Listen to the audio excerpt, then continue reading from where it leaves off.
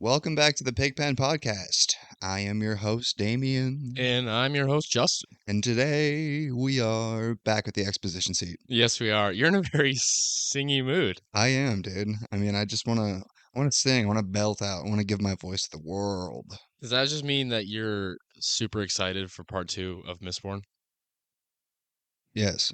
Well, I'm not convinced by that. Well, I mean, that is what you decide to think, Oh, I see. if you so wish. Well, if at some point in the video you are just so excited, maybe at the end of the video, if you like how this story ends, I want you to belt out in song. I will. I will sing Chandelier by Sia. Okay, good. Um, but yeah, today we're back with the Exposition Seat. We will be covering what are we covering, Justin? Yeah, so we're continuing with Mistborn, part 2, the very first book, The Final Empire. And this is our show where one of us is in the exposition seat and they know a whole lot about some type of media, and the other person usually knows nothing about. I know a little bit. You do, because this is part 2. So Mm-hmm. you're on the edge of your seat. So I'm on the edgest of my edgings. Oh, whoa. Completely. Edged all the way downtown. Have I edged you a pretty fair amount then? Yeah, you've been edging me for the last week, I dude. mean, I edged you for 3 hours, and yeah, you did have to wait a whole week. I did. And same with the entire audience. And I need to let anyone who wasn't edged last week know that this is part 2. So what are you doing here? Go back and listen to part 1. All Yeah. right.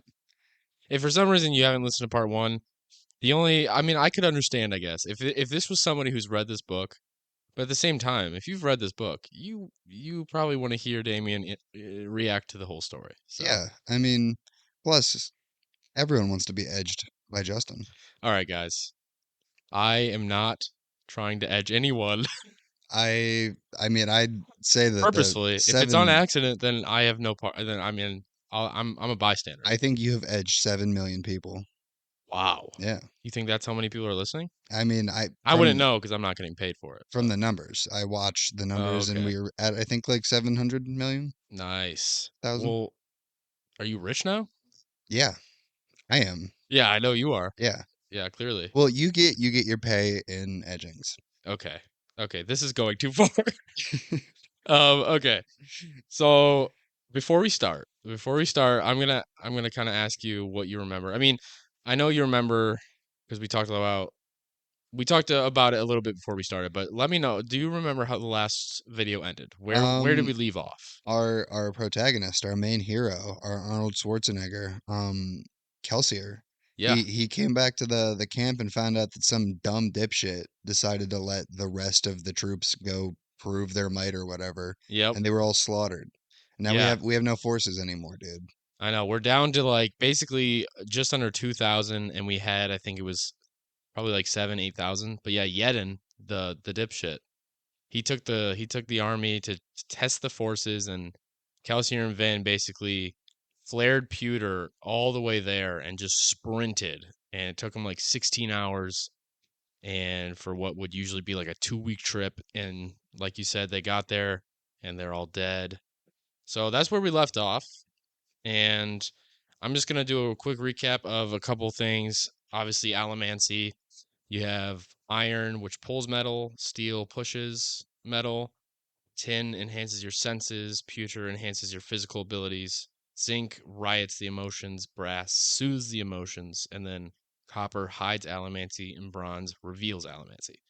So, Yeah, we also kind of came to the conclusion that bronze is the most useless metal of all time. yeah, bronze, It's absolutely useless. it can't, you see, yep, that's where we kind of, that's what we talked about a little bit, but we'll see if you still believe that. I will believe that. See, Okay. that's my running bit for this episode is that bronze is just a useless piece of shit. Yeah. And now you can't forget about Marsh though. I mean, he uses bronze. You like Marsh, right?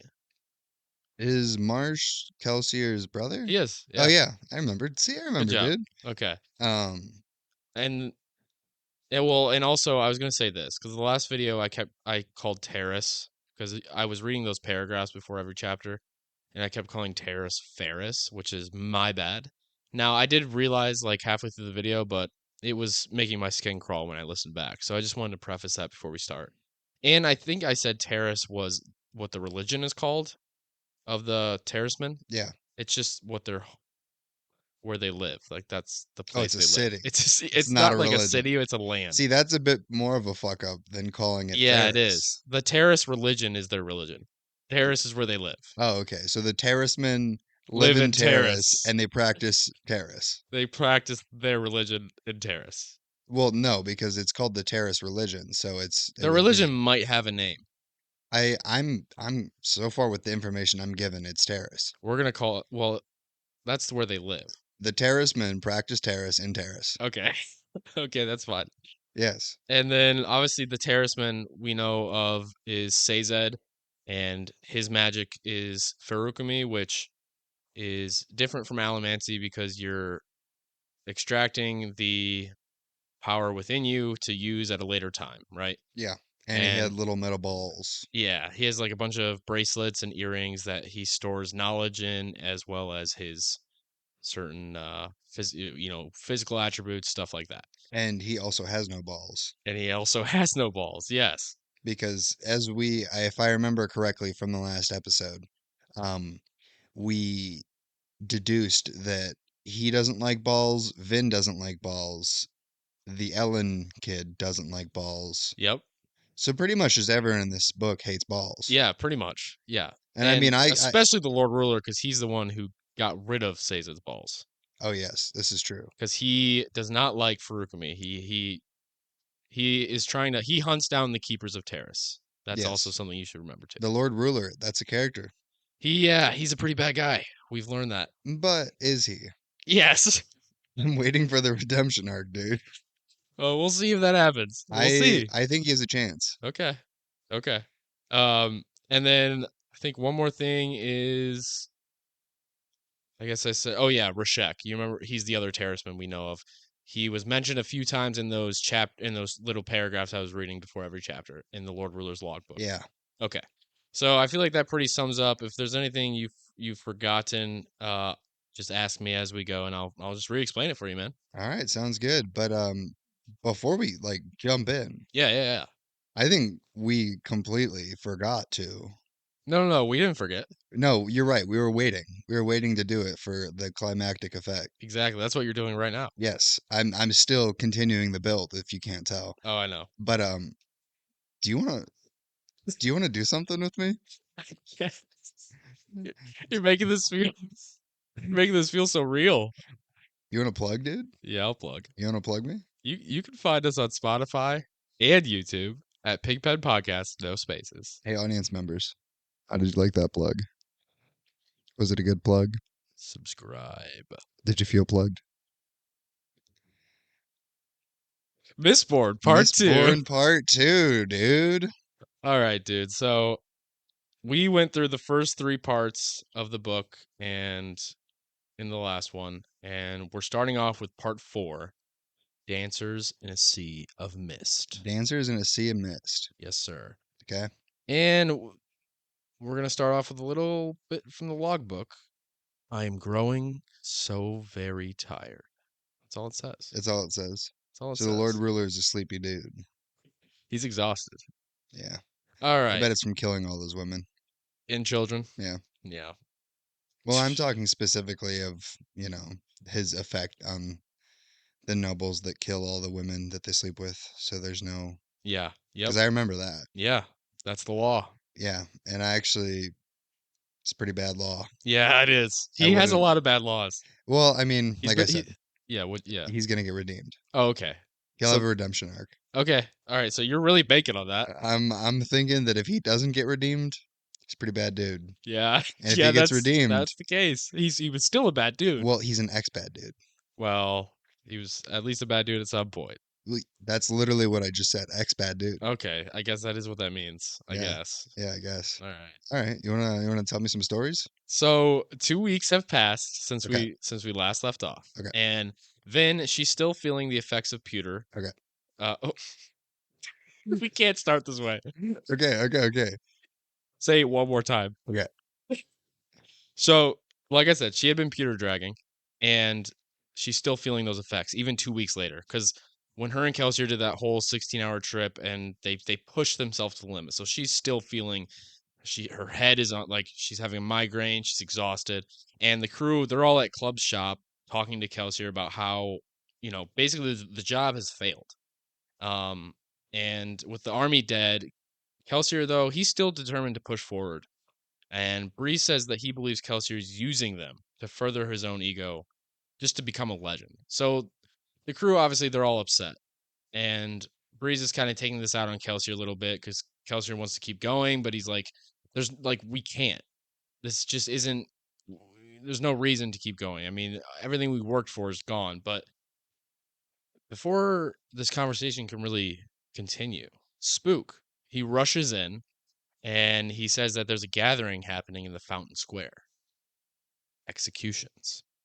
Oh, Yeah. executions of who? So the Lord Ruler um, requires all men, ska or noble, to attend all executions by law. Literally, if there's executions happening, everyone in the city has to be there, As long as they have balls. as long as they have balls or don't. Because Well, I I said mean, women as well. oh, I thought you said that he requires all of the men. Oh, you're right. I did say that. Yeah. Yeah. So Well, not the non-balls. yeah. I do wonder though if he just doesn't care if women are there, because I feel like the book specifically says men, but I don't know.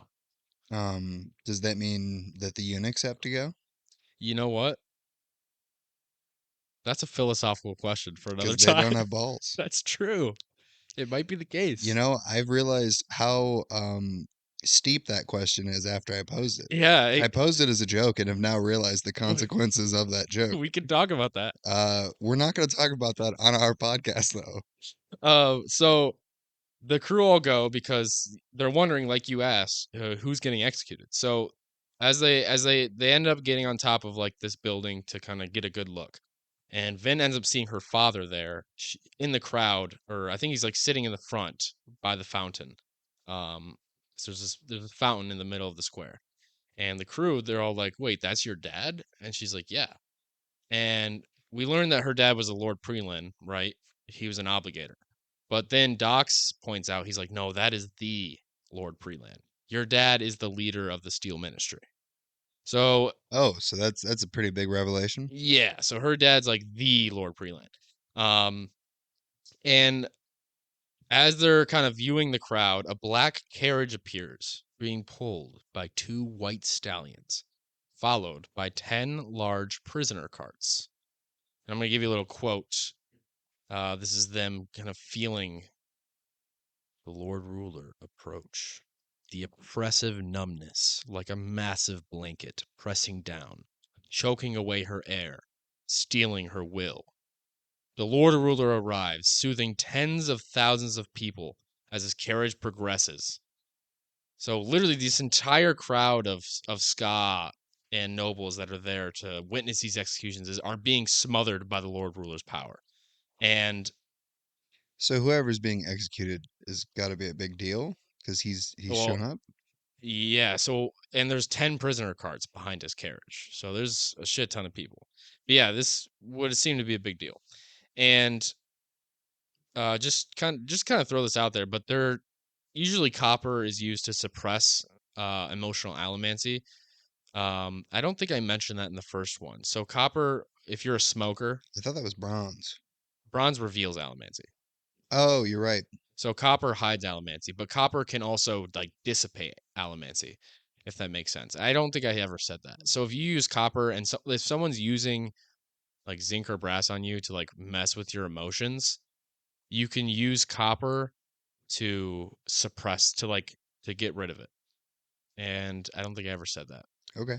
So anyways, they're trying to use copper to to get rid of the Lord Ruler's allomancy, but it's not working. It's just that powerful. It's going through all that. So yeah, as the prisoners are brought out to be executed, the crew notices that it's mostly ska women and children. And Kelsier says that these aren't even prisoners, and it seems like this is just a reminder of who's in control. And obviously, Kelsier is visibly seething with anger, as well as the rest of the crew, and he's trying to push back against the Lord Ruler's uh, allomancy with his own allomancy. He's trying to like he's trying to help everyone there. He's trying to lift everyone up and push back, but it's not even The Lord working. Ruler would know at this point that there was like an attack by all the ska, right? He would. So it makes sense if he's trying to like make a statement. Yeah. Like, To show the Ska that like don't ever do that again. yeah, that makes sense. Yeah. And as the fountains run red and the Ska women and children are executed. So is it just women and children being executed? Mostly. Do we know why? It's just It's a hell of a statement. it's just a daily execution. Yeah, it just seems like they're randoms. Like they're not even prisoners. It's like they just pulled people off the street, basically. Imagine if the senator of our state just like came in. Well, I guess not the senator. I don't know why I said senator. Imagine if the president just walked in and was like, "Hey, come with me," and then you follow his like limousine, and there's just a guillotine. Yeah, yeah, yeah. Like why? It sounds like some French Revolution stuff here. Yeah, it Yeah, does. but the Well, no, because the French Revolution they were like murdering the nobles. political You're right. officials. You're right. So They yeah, were. So it's the opposite of that. yeah, it's the opposite of the French Revolution. It is. Yeah. Yeah, Although at the end of the French Revolution, they actually killed all the. I don't even know history. Why am I even saying this? revolters. Yeah, the revolters. Yeah. I don't think that's how that played out, but we can Les Miserables. Les That's Miserables, a good movie. dude, I love that movie. French. Yeah. Okay. So Kelsier kind of yeah, like I said, as the fountains run red with blood and the executions are happening, Kelsier reminds the crew, he's like, this job that we're doing, it's not about money, it's not about notoriety. I'm not trying to become a legend. It's about stopping this. And he tells them all to trust him and he gives them one last chance to back out. But no one does. And Kelsier says that although their army is dead, at least the Luthadel garrison um, is still dispersed outside the city. So when Yedin and his army did what they did, the Luthor garrison like dipped and they traveled all the way to the Holstep garrison to um, as backup, and so they're still gone. So that's kind of like him trying to give the positives in the situation, but that was one of their objectives was to get the Luthor garrison outside of the city. So he's like, at least at least that happened. Yeah. Um, so the crew they all stay and they they're gonna continue with the job. And here's another paragraph from the logbook. I think I've finally discovered why Rashek resents me so very much. He does not believe that an outsider such as myself, a foreigner, could possibly be the hero of ages. He believes that I have somehow tricked the philosophers, that I wear the piercings of the hero unjustly. According to Rashek, only a terraceman of pure blood should have been chosen as the hero. Oddly, I find myself even more determined because of his hatred. I must prove to him that I can perform the task. So the Lord Ruler is he is like a half-blood terroristman. The Lord Ruler is not. So Rashek is a terrorisman. Yes. The Lord Ruler, it sounds like he's saying that he's just a normal man. He's saying because he's a foreigner. He's not what Rashek is. Now he like you're like maybe he could. It's not like saying like whether he's Ska or noble, but he seems to just be a normal man as opposed to Rashek. And Rashek and him are on this journey to something that we're kind of trying to put the pieces together, but we don't really know. I want to know how close they are. Yeah. Because it seems like they're pretty close if, like, the Lord Ruler knows that Rashek resents him, and Rashek is still alive. Yeah. Exactly. All right, I'm listening. So the crew all go back to Club Shop to form a new plan. And Kelsier says that with the garrison gone, they're going to try to focus on the nobility.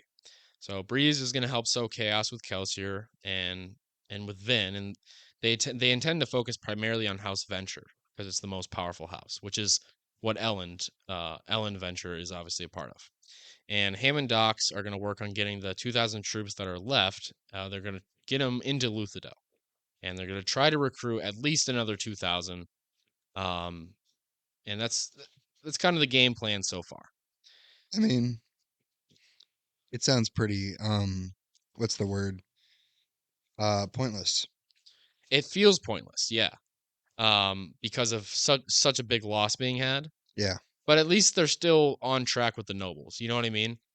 That part of the plan hasn't been thwarted yet, and they have a lot of they have a lot going on there. So that's why Kelser's like, let's focus on that, because if we can get the nobles to be destabilized, we're in a good place. What?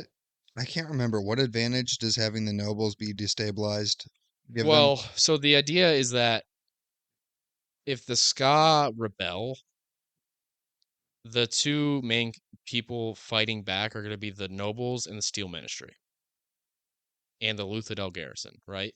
Yeah. So the soldiers, the nobles, and the priests slash law. So they got the Luthadel garrison out. So they're just like gone. Not all of them, but some of them, or the majority of them are gone. Yeah, they Did they dipped. were they killed in the last battle, or were they like No, they just left? they went there. Like I said, it's a 2 week trip. So and Vin and Kelser got there in like a day. Yeah. So they're like 4 weeks ahead. So they're gonna be gone for like a month. Okay. And the thing is, obviously Marsh is trying to work on the Steel Ministry. But if they can destabilize the nobles and get them to fight each other, it'll kind of cause a chaos throughout the city that the Ska can then take advantage of and be able to use that. You know what I And mean? they still have 2,000 ska. Yeah. Okay. I'm seeing the plan. I'm Yeah. seeing the plan. But I mean, I agree. They're in a tough spot.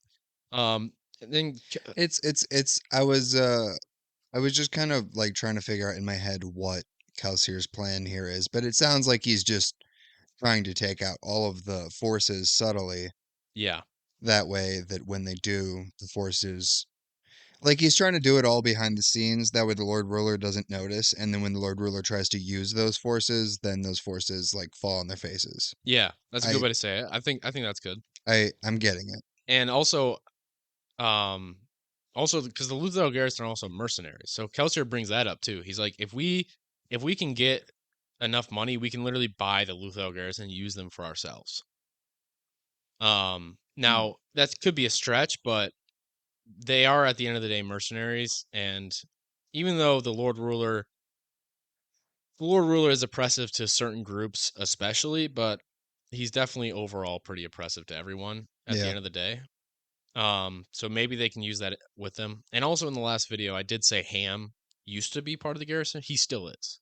Oh, okay. Yeah, I messed that up. He's still a part of the garrison. He's the inside man of the garrison, kind of.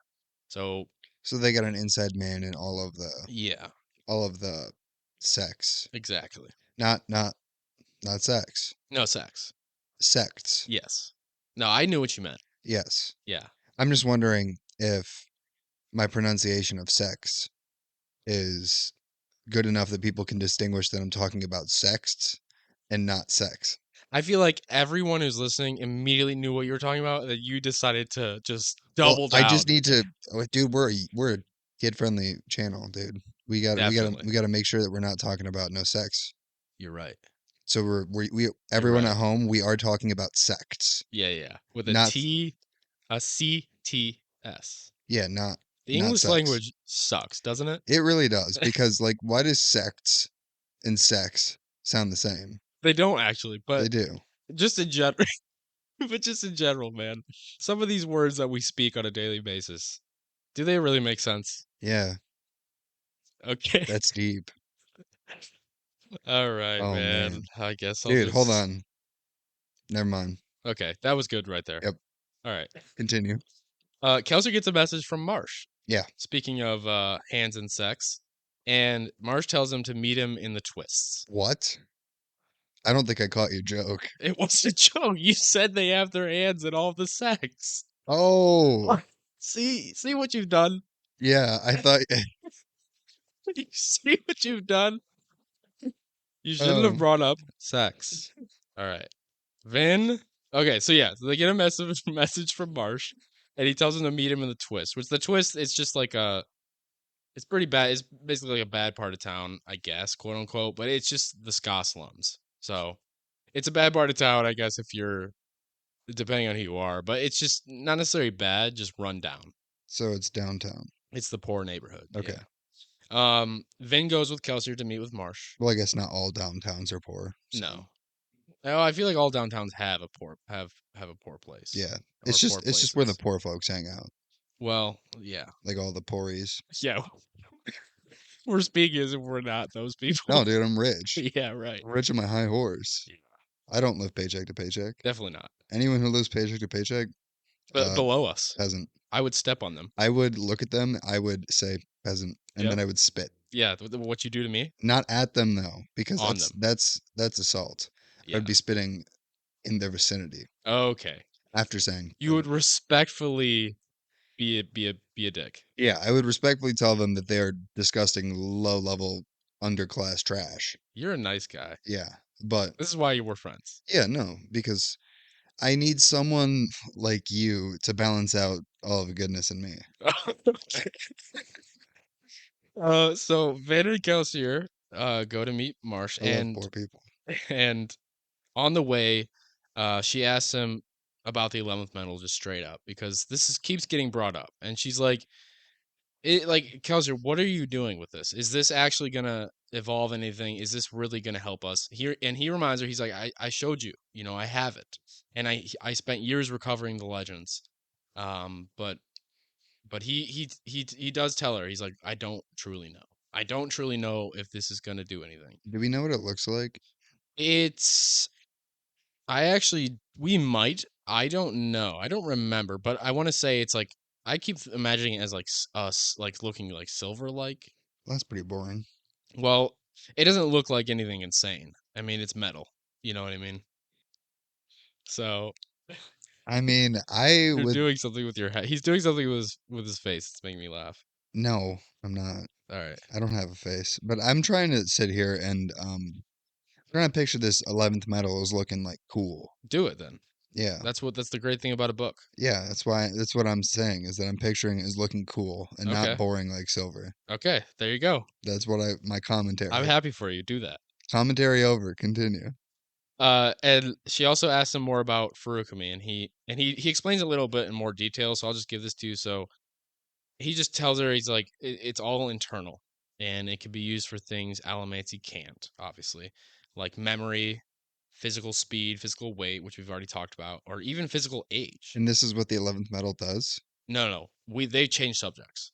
Oh, okay. So now they're talking about Furukami, Furukami. yeah. So he's just telling her a little bit more because she, at this point, I explained it to you earlier than Oh, Vin but got explained Vin to. wouldn't know. She's still progressively learning about it, whereas you know more about it than she does. Okay, makes sense. Yeah. So he tells her that it can be used for like memory, which I never brought that up, but that's like, well, I guess I did. That's what the metal mines are, Yeah. the knowledge. And then it can be even used for age. So you can like make yourself older. You can de-age yourself? So it's interesting. You can de-age yourself, but it has to all balance out in the end because you're taking it from yourself. So like if you de-age yourself and then go back to normal, you can like make yourself look younger, but then it'll still go back to normal to where like you're still aging. It's a weird thing to wrap your head around, but we'll talk about it a little later on because she asks Sazed about it and he explains it better. Okay. Um, So what you're telling me is that Kelsier just doesn't know what he's talking about. no, he does, but Vin doesn't elaborate with him.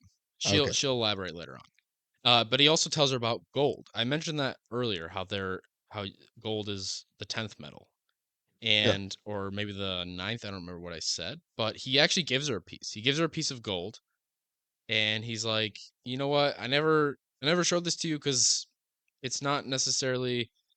He doesn't think it's useful, but he wants her. He's like, if you want to see what this does, So he um, doesn't tell her. He just tells her to eat it. once again, You know, that's my one thing about Kelsier. Like I'm liking the dude, but like you got to tell me what I'm ingesting. You can't just give me a drug and say, "Hey, take it." well, I would trust Kelsier. I would eat whatever he I fed me. mean, you are also not the smartest. Oh, really? I don't So deserve that. you respectfully, if we're out clubbing, dude, we're out clubbing in the nightclubs in the party life of Night City, and we're out there clubbing, and someone offers you a pill and says, "Hey, take this," and you take it, I'm not gonna feel bad if you start tripping sack. Listen, if that someone was a man who saved my life countless times, and made me the person I am today, I would shove it down my throat. But what if you knew that that someone was only doing it out of his own self-benefit? Then I would have a great time tripping sack. But what if it's a bad sack trip? If it's a bad sack trip, Like, what if it's then I did it to myself, I guess. what if it's the trip is actually a sack and you just see a giant balls? That is so insane. I am dying right now. That's wow. I'm imagining that, and it is just oh man, that Uh, would be such a good time. yeah, wee. Okay, so she eats this gold, and honestly, What does it do? she doesn't trip sack, but she sees a parallel version of herself that could have existed. Does it have a sack? It doesn't, no, because that makes no sense. Well, you said parallel, so it's like alternate reality, is what I'm assuming. Yeah, but she's still Vin. Yeah, but I mean, She's not. this This isn't okay. Let me explain it. She sees herself as the lonely girl that she used to be. So she almost sees a version of herself that could have existed. So and it starts to make her resent, like for just a moment, like the new life she has, because she's like, I am so different from what I used to be. Like, do I even deserve this? So and she's able to like touch this parallel version too. Like they almost like come face to face, and like can they kiss? they probably could. They don't, but it could happen. But yeah, that's so she learns then that gold is it makes her feel weird, and she's like, I don't like that. I don't want to ever do that So again. basically, all gold does is show you what could have been. Yeah, from what we know, it shows you like a parallel version that could have existed. Well, honestly, Kelsey is right because that's pretty dog shit. Yeah, you're not doing anything with Like that. that's an actual not good metal. Yeah. But whatever. So Vin and Kelsier I'm pissed. finally meet up with Marsh, and he has his first obligator tattoos. So he's into it now. Oh, he's committed. Yeah, he's joined the Canton of Inquisition, which is the most dangerous sect of obligators. And he tells Sect? them what? Yeah, we're using that word again because it's a great word. Sorry, I need you to And explain every it to time me. I say that word from now on, we're not gonna bring this up We're not gonna do the bit every time. ever again. So he tells them He's had a lot. He's joined a lot of sects. no, he joined one sect, Oh, one. the Canton of Inquisition. Okay.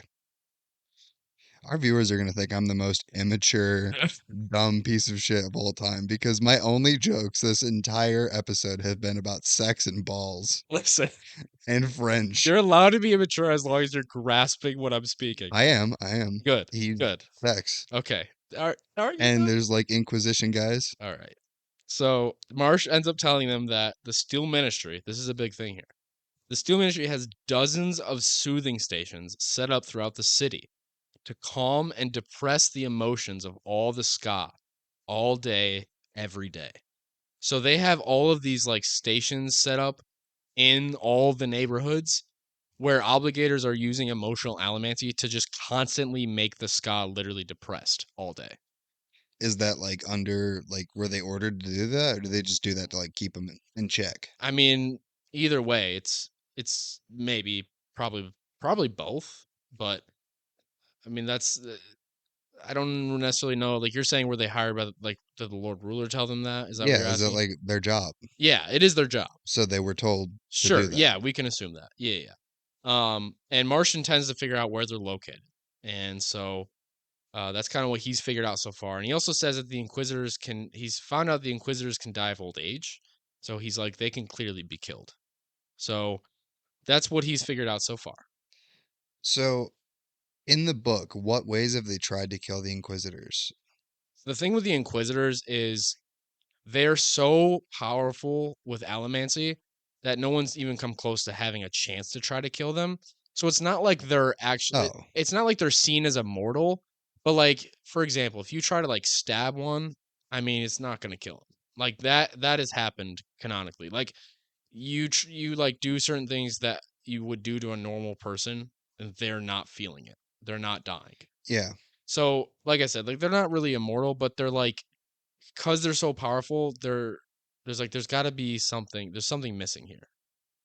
What is their weakness? So Marsh kind of says he feels like they have one. He's going to try to figure it out. Yeah. Okay. Vin's at another ball, and this time it's at I keep. refrained from making a balls joke because The fact that you said that is a balls joke. no, it's not. Don't point that out. Don't point that out, So man. was that your last balls joke? Yes. Good. So she's at Keep Call, which doesn't matter. So she's spreading rumors, and she's talking to a woman named Cliss, and this is just another noble lady, and she's spreading rumors about House Hastings to her, and we learn that one of the other great houses has literally been nearly wiped out. So Do we know some why? good stuff. No one knows who did it, but I'm pretty sure it's like a bunch of them were assassinated. So they believe it was some of the other houses that have because as the rumors have been being spread, this house that was destroyed was like getting framed as like the cause of a lot of it. So they're like nearly destroyed. So this is the nobles fighting each other just as Kelsier wanted. Exactly. So And this is basically we're learning, yeah, it's coming into fruition. exactly, yeah, there's some payoff happening. So Vin and Elend, they meet up and at this ball and they go for a stroll. And Ellen tells Vin that she should leave Luthadel because of the house wars going on. And Vin's house would be vulnerable, um, just because of her being so new. And Vin asks if House Venture is vulnerable, and he says that it's completely dependent on the Lord Ruler. Ellen then reveals that House Venture is in charge of overseeing the mining of atium at the pits of Hathsin. Oh, so the fact that Vin has infiltrated House Venture is Mm-hmm. pretty damn good. Yeah, and if they don't meet their quota, if the Ventures don't meet their quota, then things could go very badly for them. Um, so he's kind of saying that like my family, not him though, he doesn't have anything to do with this, but his family is completely dependent on the Lord Ruler, and in the past they haven't been able to meet a quota, and it's gone bad. So they then discuss the Lord Ruler a little bit, and they talk about how he wears metal despite allomancy, almost as if to mock and just to tempt people to use it against him. And the fact that he does this, the fact that he still wears metal, because most people don't. A lot of people wear like wooden earrings, um, like wooden bracelets that's painted, but he still wears metal. And a lot of the nobles replicate this fashion because of him being the Lord Ruler. So Ellen I then, mean, that's pretty badass, not gonna yeah, lie. That he's like, because I'm just imagining that if someone tries to pull on him, his Allomancy's so strong that he's just gonna hold himself in place. exactly. Like he'll like pull back, but it'll keep him there. I'm getting like a cool visual in my Yeah. head. And Ellen talks about how he wants the Final Empire to change. And they talk about the executions, and he's saying that, how terrible it was. And after their conversation, Vin, Wait, hold up. So the characters refer to this as the Final Empire? yes, it is called the Final Empire. Like the characters in this world say, "Oh, we live in the Final Empire." Yeah, Okay, because the that's Lord weird. Ruler will be the ruler till the end of time. He's immortal.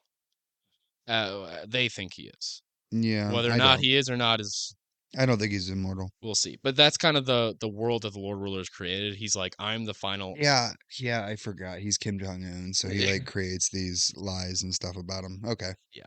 Um, but that is interesting that they're all I don't know, it's just a weird saying, I guess, because imagine if us living in America were like, yeah, we live in the last country or some Mm, shit like that. You know, yeah. it's like a weird terminology to like, Yeah. No, it's like calling something that would be later referred to in the future. It's like yeah. calling it at present Because like time. in history we could look back and be like, oh well that was the final empire. But it's like they're like, They're calling it yeah, during it. preemptively labeling it. It's just weird. Yeah. It's not a bad weird. It's just weird. Yeah. No, I get it. And then Vin, she ends up trying to speak to Shan Alariel. But Shan tells Vin that she no longer requires her services. She brushes her off. She's like, "Get out of here." Shan Channel Alariel's that one Alarial. Alariel. She's that one Ugh, bitch. Yeah. that's a dumb name. Yeah. I hate that name. She's the one who's always on her high horse with Oi, Vin. what's your name? Oh, my name's Shannon Alarial. Yeah. And Fucking get out of here, yeah, she's Alarial. the one who wanted Vin to like get into Ellen's books and figure out what's going on with Yeah, that. she But doesn't require her services, yep. and I just keep cutting you off over and over again. No, you're fine. How does that feel? You know what? You're asking questions and you're making balls jokes. So, Well, no, I was like, that was the bit, is that every time you started talking, the Chanel bit, I just kept cutting you off because I was doing it as a bit to see if you would react, and you didn't. oh, I don't usually react. You had a good positive reaction to like adverse conditions. If I react to something, it's gonna get bad.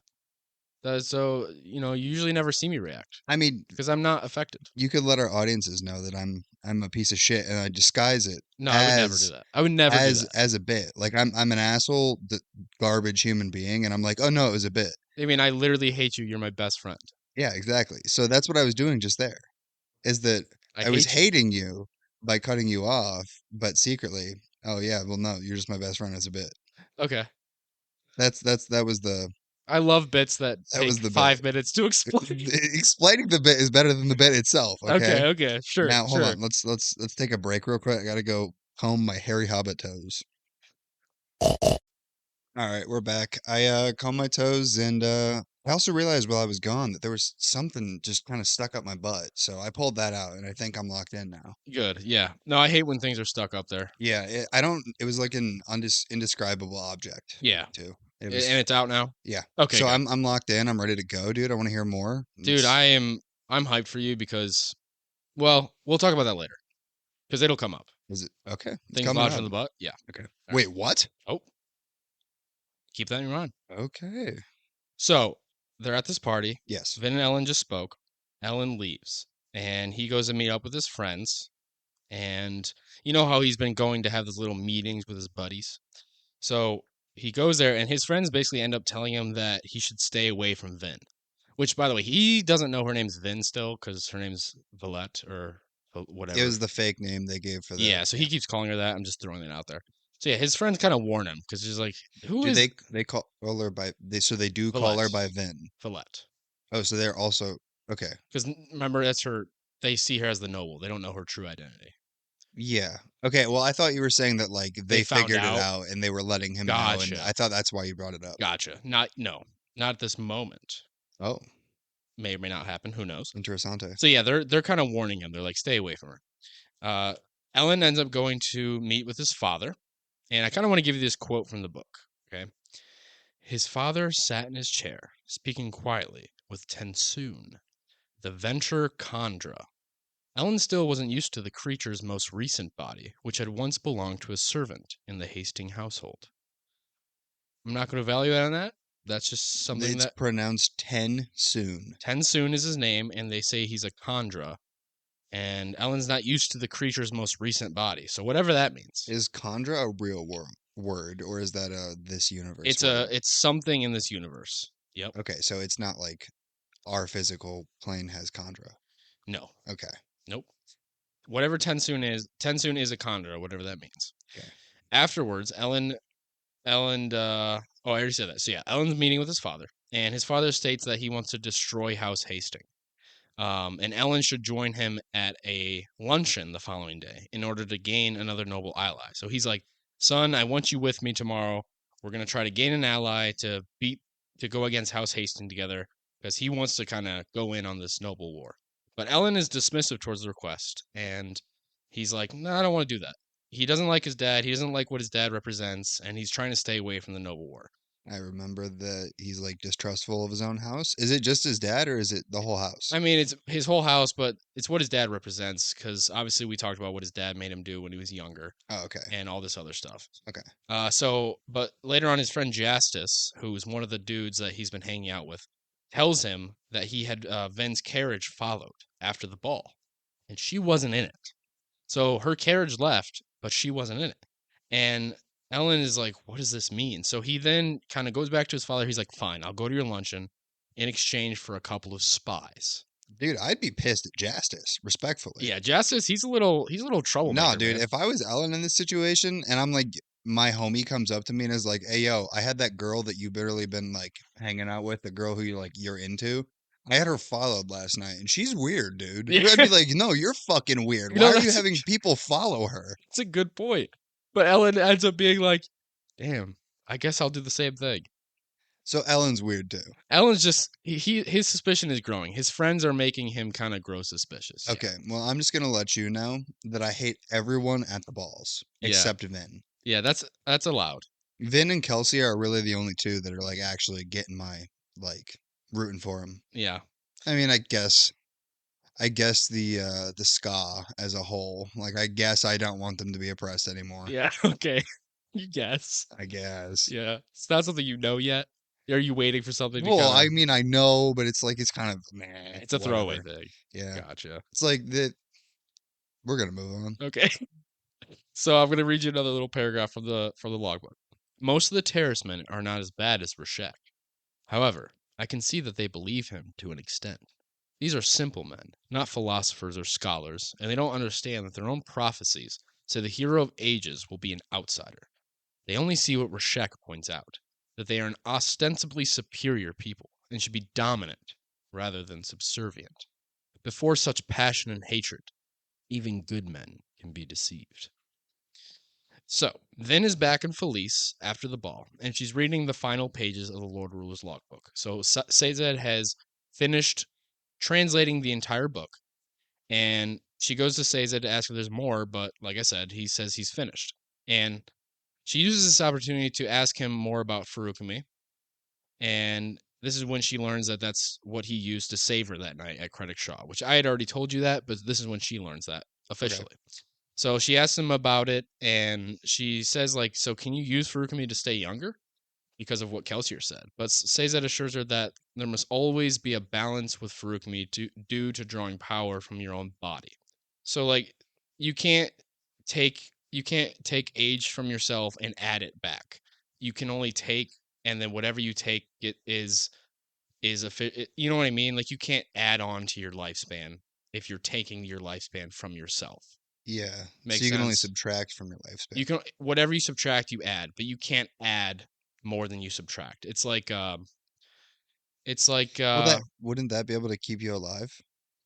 no, because let's say your lifespan was 80 years, Yeah. and if you use Farukami to take away to age yourself 10 years, so that you could have 10 years. If you use Farukami to age yourself 10 years, and then you made yourself younger, you would still die in 80 years.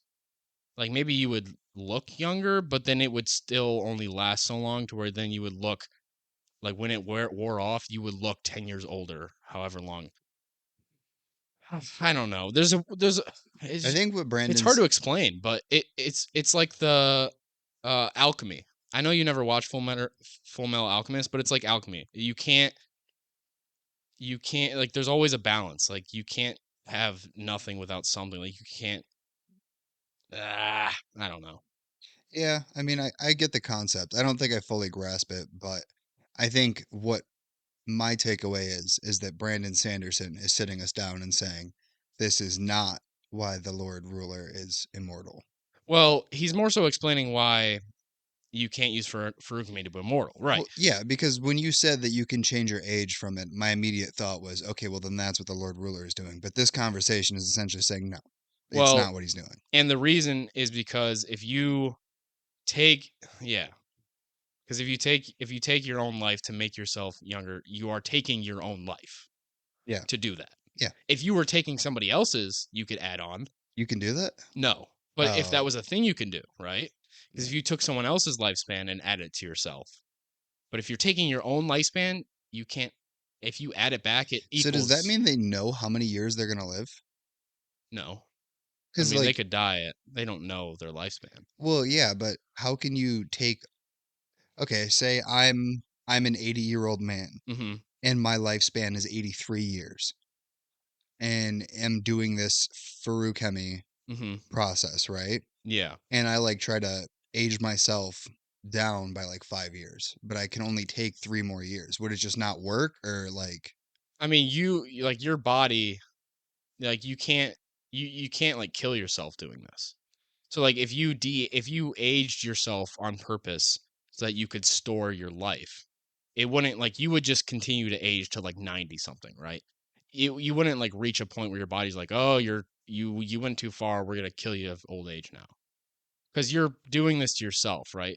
So you're purposely aging yourself to store the life, and then when you stop this process and go back to your 80 something years old, you can then use the life you stored to then make yourself look younger, right? Or to make yourself be younger. But then when that wears off, Oh, so this is more just an appearance thing. it's not just an appearance, but let me say this. If you subtract from yourself and add it back, it would equal what you had before, right? Yeah. There you go. You're subtracting from yourself and adding it back. You're going to end up where you started. Okay. You're never going to make yourself immortal. Because I think I'm understanding. you can't add, if you subtract how, you know what I mean? Yeah. Okay. I mean, I can't really. It is hard to grasp even What when you read I it. would normally try to do is I would try to say a sentence that way you like I would try to say it to you in my own dialect that way you know that I understand it. But I Yeah. can't think of a way to say this. However, I think I'm grasping it, if that makes Yeah. sense. Yeah. So Either way, though, it's something to think about. I still don't really understand what the actual application would be, but I'm sure that'll get explained later. It will come up later. Because There's a reason I'm telling you about this is such an in-depth process. There's no way this doesn't get brought up it. later. Exactly. Yes. Okay. And we'll talk about it more then. I'm sorry if I couldn't explain it as well as I wanted, but Well, anywho. yeah. So You're just not that smart. yeah, I'm not really good at really anything. No, Yeah. not really. Okay. I just had to ask you to make sure. Yeah, because I'm better. Good. I'm not At gonna least one of us is. I'm not gonna explain any further than that. I'm just better. Good. Uh, so she additionally asked Sazed if she can swallow. She loves swallowing metal, by the way. Clearly, we've figured this out. Yeah. She I'm asked, really glad that you finished that sentence because I was scared. "Oh, so your mind is just in terrible places all the Dude, time, you huh?" took like literally a second to say metal. You All said, right, oh, whatever. whatever. Yeah, So but this was a theme in the last episode is that her and Kelsey are both abused the shit out of Alamancy. they do. They definitely do. And so she has an idea. She's like, "Can I swallow one of your metal mines to see if I could burn it and use this power you've stored?" So he's like, "I've never thought about that because he's not an Allomancer." So he's like, "Sure." And he he hands her one of his small pewter earrings to swallow that is stored with strength. So she swallows it, but nothing happens. It doesn't work. So Sazed kind of banks that in his mind. He's like, that's an idea. Well, it was pewter. So like wouldn't that work just because it's pewter? So when that's what her thought was. But when she tried to burn it, there was like a block, almost like it was somebody else's power she was burning, which it was Sazed's, Oh. because Sazed stored his power in it. I wonder what it feels like to swallow metal. Like, Yeah. I mean, I'm sure some people know, but I'm like, if you're like, because I guess they're burning it, right? So it's like, you know, Yeah. it's just a thought that ran through my mind that I was like, man, imagine just swallowing like a ball of metal and then just like feeling it digest. The thought of swallowing like a cold ball of metal actually sounds pretty good. That sounds horrifying, dude. I feel like I'm imagining myself swallowing metal and I want to do it. No, I'm imagining like it's just sitting in my stomach and feels like a ball, like I ate too much pasta. Yeah, that would suck Yeah, actually. no, that's what That I'm thought would imagining suck. that it feels like. But like as it's running down my throat, that's the part I like. Yeah. As it goes down the throat, it's great, but then Yeah. once it sits in your stomach, it's not good. Well said. Yeah. They call me a wizard of dialect. I don't know who they are, but I'd love to meet them. So Kelsey and the crew are having a meeting at Renault's estate. And I'm gonna give you another quote that the book brings up. He wasn't worried about Renault.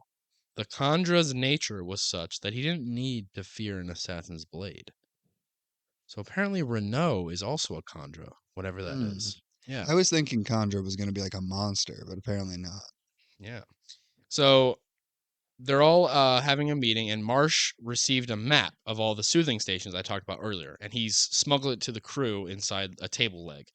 Kind of random, but there's like a little contraption in the table leg because he's trying to do this without the ministry knowing he's smuggling things. And they discuss a plan to take all of the soothing stations out. And Kelsier asks Vin if there's any news on House Venture. And obviously Vin just learned that House Venture owns the pits of Hassan, right? But she doesn't tell him.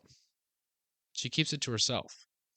So Kelsey's like, okay, Why no, would she no more not news. tell him? You don't have to answer that. That was a rhetorical Yeah, question for me and the audience. I feel like it has to do with Elend because Vin's getting pretty close to him, and She's obviously stupid. Kelsier disapproves. So far, we've So learned.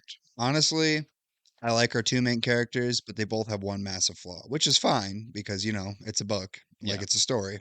But Kelsier's flaw is that he puts other people's lives in danger, and Vin's flaw is that she's stupid. Oh, she's just stupid. The fact that she is even contemplating Elend just pisses me off. She loves a boy. Yeah, but I mean, he's fucking dumb. So speaking of Elend, Vin is at Keep Venture for another ball, and Sazed's there as usual, and they notice that most of the nobles are avoiding them. And Vin finds out that this is going to be the last ball for a very long time, and the nobles seem to be forming alliances. In her house being new and too neutral, and pretty much her house is too much of a gamble to side with. So all the nobles are like, we don't want anything to do with House Renault. So they're avoiding Vin. And Sazed W- leaves to tell Kelsier about the news, about the nobles and how this will be the final ball. So Sazed leaves. Why is it a gamble to bet on House Renault? So House Renault is the most unknown and has the least amount of standing in Luthadel because her house kind of just entered the scene. Does that make sense? Yeah, because I mean, Lord Renault, the guy who's actually on our side, is I mean, he doesn't even live there. yeah. So, So like she's the ambassador for House Renault, I would think, yeah. right? Like something like that. She's there. Her story was that she's there to gain favor for her house. Yeah, that makes sense. Yep. And Vin goes to see Elend, and Elend seems to be short with her. He's not in his fun, quippy mood like usual. Imagine if she walks up and he's just I like already 2 foot know tall. what you're about to say. It's so dumb. I knew right when you smiled after I said short. Being short with her, and I'm she's done. just like, Ellen, Oh, you're so small. you you lose 10 feet. Okay. Ten Um, feet. Why did I say 10? yeah, I meant to say you 2. really view him as a big boy. Dude, I mean, Ellen, he's massive. He is massive. So Ellen says that he knows that she's lying about who she is. Oh, damn. Yeah, but he says though he's not even mad or disappointed, and he understands that she's just playing the game like everyone else, and he walks away. He's like, you know what? You're just doing the same thing all these other nobles are doing. I can't be mad at you, and he just leaves her. I hate this kid. But he's almost being like he's just like kind of resigning to the fact that oh she was just like every other noble woman, and I thought you were different. Um, Yeah, but I still hate this kid. yeah. Ellen really has to do something heroic for me to like change my opinion on him, I think. Okay. Yeah. Because I just don't like his demeanor. I just don't like the way he acts. I just don't like the fact that he's hitting on Vin. Yeah, and a lot of that is lost in translation too. Well, I You don't mean, get to hear any of their conversations, which is sucks. yeah, But I won't fault you for having that opinion. but just the character and what he has done, I just dislike him just on like principles. Yeah, he's a character that yeah, we'll talk about it later. Uh but as he walks away, Vin is left hearing her brother's voice once again. Of course he abandoned you. Everyone will betray you, Vin. What did I teach you? Oh yeah, I forgot she hears her brother's voice She all the time. does. Yeah. Kliss, the noblewoman who Vin had been spreading rumors with, walks up to Vin, and she admits that she's been an informant this whole time. She tells Vin that if she tells Vin to tell her uncle, Lord Renault, that she won't tell people Vin has been spreading false rumors if he gives her for a fee. And so basically, Kliss has been like knowing Vin was spreading false rumors this whole time, but was keeping it to herself. And so she finally kind of drops the ball. And she additionally tells Vin that there's some news about Chandelarial that she has, and she'll tell her in return for Vin's necklace, which Vin's like, I don't give a shit. Gives her the necklace. Kliss tells her that Ellen will be the first venture casualty of the House War. And when Kliss doesn't say more, Vin floods her with both types of emotional allomancy, focusing in on her fear to get this information out. And Kliss is like, "Oh my goodness, you were like." She realizes then that Vin's an allomancer, but like it's so powerful that she tells her She says that Ellen is to be assassinated by Larial Allomancers, and Lord Venture will be pulling back his son's guards to let it happen. So his dad is in on his son's assassination. In House of Larials with the mean girl. Shan, yep, exactly. So Vin learns this, and so she's like, what, she immediately rushes to Ellen's room because in that moment she kind of gets like a spurt of emotion, and she realizes that she loves Ellen. She's kind of all the emotions start flooding in when she realizes that he could be assassinated, and that's when she realized that. And so, I'd let it happen. yeah, I'd be like, okay, and I walk away. yeah. So Dude, she, you got a whole nother. You're literally fucking waging a war against the actual deity of this planet, and you're like, Ellen, shut up. yeah. Go kill the Lord Ruler. Hey, man, this poor woman has never had a good male in her life Kelsier. to love as somebody like that. She's not gonna. Kelser's like her dad. Yeah, well, she loves like in a fatherly way. Yeah, but she maybe she wants companionship in a different way. Well, I'm saying she's too young. Go kill the Lord Ruler. So she has to go kill God instead. Yes, go kill You're too God. young to have a boyfriend. You're Go kill God. That's what I'm saying. Yeah. It's like Okay. fucking play with your Legos and then go kill God. Just stop looking at Stop boys. trying to kiss boys. So yeah, she realizes she loves him, and I'm she pissed. dips. She's like, I gotta go save him. So she burns. She rips off her dress. She puts on her mist cloak. She burns copper to try to find the Allomancers. But she senses nothing, and so she assumes that they have a smoker. And then she senses something. It's faint, but it's enough. Then finds the assassins and pushes a swarm of coins directly at them. 4 of them go down, but 2 remain, and they're wearing mist cloaks. Then recognizes one as Shan Alarial. So Shan, we learn now, has been a Mistborn this whole time. 2 of the men on the ground get up, and one fires a coin at Vin. Instantaneously, Vin pushes off the same coin, sending the man flying off the roof. Flaring pewter, she rams her shoulder into the other man, sending him down through the skylight. The 2 Mistborn chase after Vin, each one pushing and pulling around the castle. Shan catches up to Vin and starts attacking her with obsidian daggers. Vin swallows a bead of atium, pushing it from the vial in her waist pocket and pulling it back inside her mouth. Shan quickly swallows atium herself, noticing what Vin has done. How does Shan have ATM? Shan also has atium. So, Oh, so that's a question that I should be like, well, like I said, the nobles are allowed to buy a stipend of atium per month, right? You remember when? So they're allowed I to buy a guess. certain amount because that's Yeah. how the Lord Ruler controls Yeah, them. yeah. So she also swallows atium when she realizes what Vin does, and the first one who runs out of atium will be vulnerable. Because if you're both burning atium, you both see a bunch of images that don't tell you really anything, right? Yeah. And Vin burned it first, so Vin's is gonna run out first. Exactly. So a group of soldiers then begin firing arrows toward Vin from the distance. And realizing Shan is waiting out Vin's atium because she must have burned more herself, and like you said, Vin swallowed it first, she immediately rushes Shan. And Shan begins to smile as the pair fight because Vin's time is almost up. Vin then stops burning her atium on purpose, making Shan believe she has the upper hand and knows what Vin will do next. But at the last second, Vin burns her last bit of atium, confusing Shan, and she grabs an arrow from the air and rams it through Shan's chest, snapping it in half. Noticing that Shan's pewter is still keeping her conscious, Vin takes the second half of the arrow and stabs her with that one too, for good measure. So Vin is officially a murderer. Yeah. She was already a murderer, but she's officially a Who did she murder murderer. before? Oh, you're saying like with intent? Yeah. Yeah, probably. This might be the first time. Because I guess in the past, although I feel like up to this point she's probably murdered some people on purpose. I don't really remember. But yeah, this is definitely her she killed a Mistborn. This is definitely her first big I I don't feel guess. bad for Shan. No, neither do I. She Shan's deserved it. she's a mean girl. And she was going to assassinate your favorite character, Ellen. So Actually, I knew you were going to say actually. mm, But yeah. So that was a bit of a fight there. And so the crew, this is obviously happening wait, so there was elsewhere. guards that saw this happen. Yeah, there was guards. So Vin kind of may or may not have exposed herself.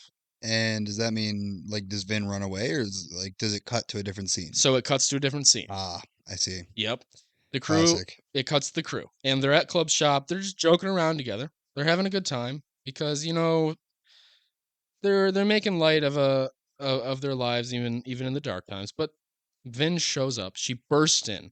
Her clothes are in tatters. She has a bunch of injuries, and she tells the crew about Chandelier and that she may have been spotted. Dude, Vin, they followed you. Well, if I mean a normal soldier can't really follow a Mistborn, so it would be unlikely she was followed. I guess that's true. Yeah, If she's flying through the city. Yeah, exactly. okay. Yeah, Okay. Okay. but I understand the sentiment. And so when she tells the crew this, Kelsier scolds her, and he's like, "Dude, you risked the job just to save Elend, a nobleman." And Vin gets pretty angry with Kelsier. She doesn't like that he said this. We're witnessing shut up, Dad. I Yeah, love him. yeah. She's basically like, "You're a nobleman too. You can't say that about him. You're a nobleman too." And this is what her quote is. I just kind of wanted to read this to you so you get a little bit about what she's thinking. Okay. When's the last time you slept in an alley, shivering in the cold rain, listening to the beggar next to you cough with a sickness you knew would kill him? When's the last time you had to lie awake at night, terrified that one of the men in your crew would try to rape you? Have you ever knelt, starving, wishing you had the courage to knife the crew member beside you just so you could take his crust of bread? Have you ever cowered before your brother as he beat you all the time, feeling thankful because at least you had someone who paid attention to you? Don't talk to me about noblemen, and don't say things about people you don't know. You're no ska. You're just noblemen without titles. And Kelsier's kind of like, damn. Wait, is Kelsey our noble? No, he's half blood. But Vin's basically being like, you're living a life of a nobleman. Sure, you're not nobleman technically, but all these things she's listed, like you are literally living the life of a privileged person, is what Okay. she's saying. Like you get to wake up every day with your friend. Yeah, you have a good you get to eat whatever you want. You get to go wherever you want. You get to do whatever you want. And so she's saying that like you can't just criticize Ellen because of his title when you're living the same privileged life. Is basically what she's saying. I guess. Yeah. And she goes off. She has a moment, and Kelsier ends up finding her on the roof, and he's like, "Listen, I get what you're saying." Um, and he kind of asked her, he's like, "Just tell me what happened tonight." And so Finn's kind of like, I shouldn't have said that. I went too far. It's like, I know I'm an idiot for what I did. I shouldn't have exposed myself. But Kel's just like, look, I understand. I still love Mare even though she betrayed me. And they hug it out. And Vin's like, I still love him. But she's talking about her brother Reen. And she's like, even after all the abuse, Vin So Stockholm syndrome. and Vin ends up telling Kelser the story about how her mother went crazy and killed her little sister in front of her, and would have most likely killed Vin if Reen hadn't have stopped her.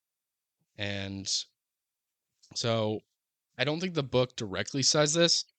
If it does later on, I'll just tell you now. I think that's like the moment Vin snapped right there. Is like when her mother killed her little sister in front of her, and then Reen ended up stopping her. It's like it's her kind of telling that, and I'm pretty sure it's revealed later on. If not, I think that could be a theory. But I feel like that's when she snapped, is when she saw her mom kill her little sister.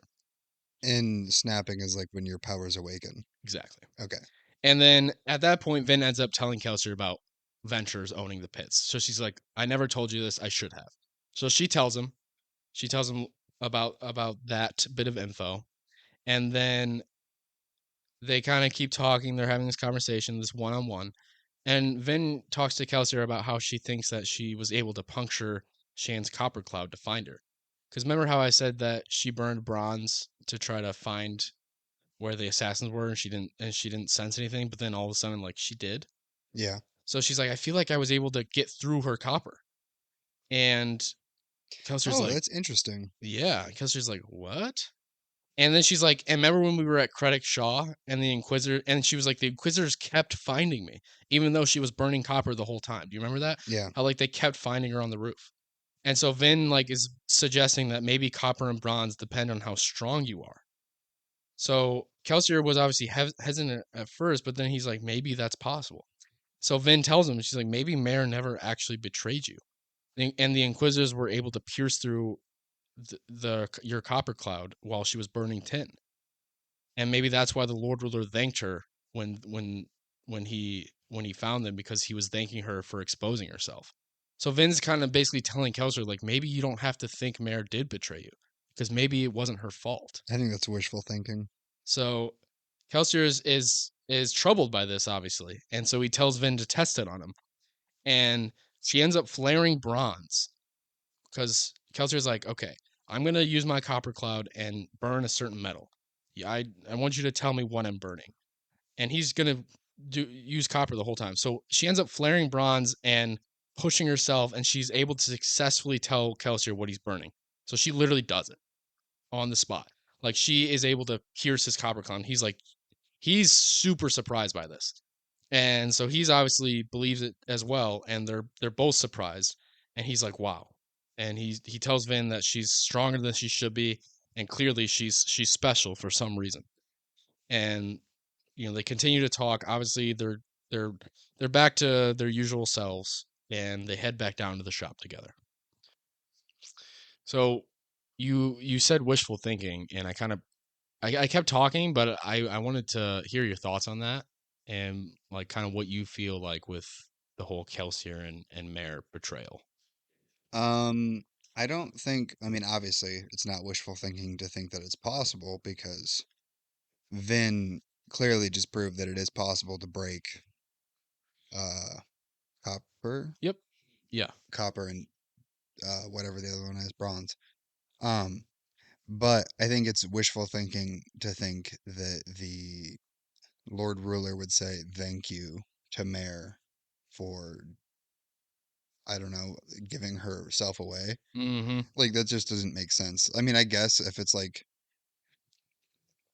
I don't know, if I'm watching a Marvel movie and like their cheesy, stupid villain is like, thank you for giving your position away. It's like, shut up. I get it. But the Lord Ruler seems like an actual grounded evil dude. He doesn't seem like your cheesy Marvel villain. So I think that's just, I think that's like put in there to like give us the inkling.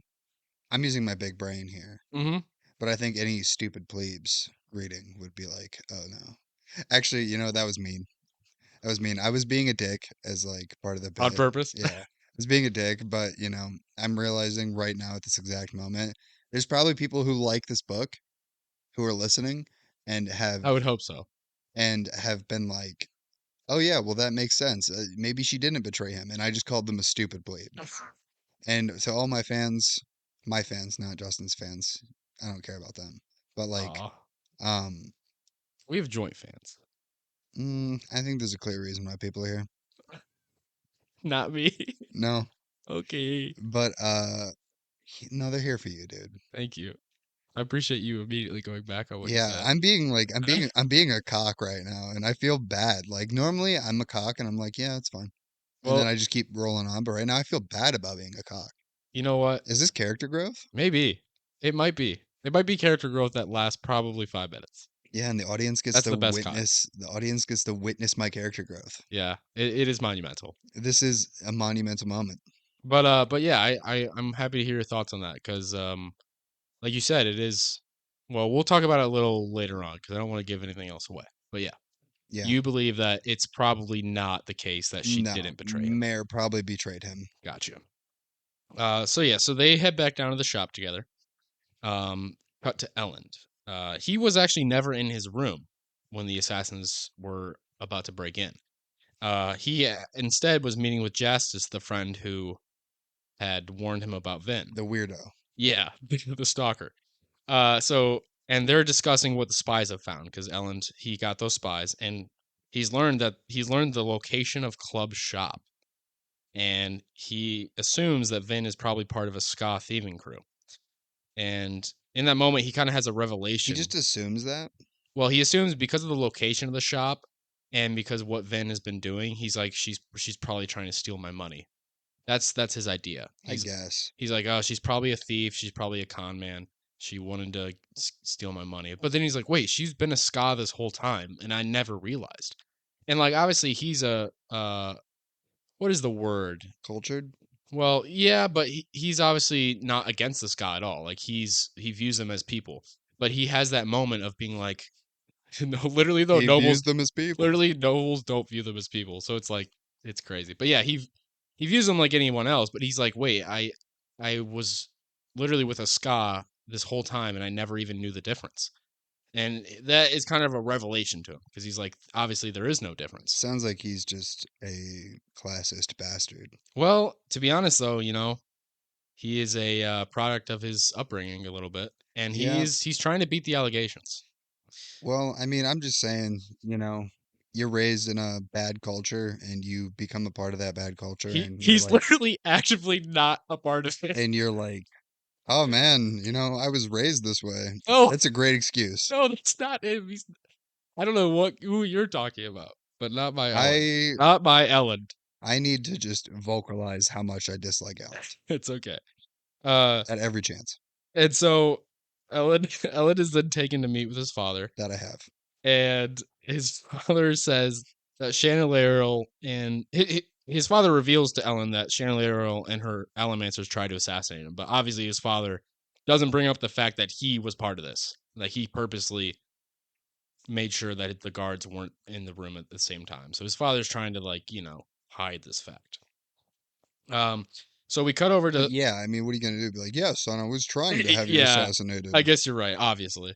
So Spook and Vin, they're up they're up on the balcony of their shop, and they're watching House Hastings fight House Alero.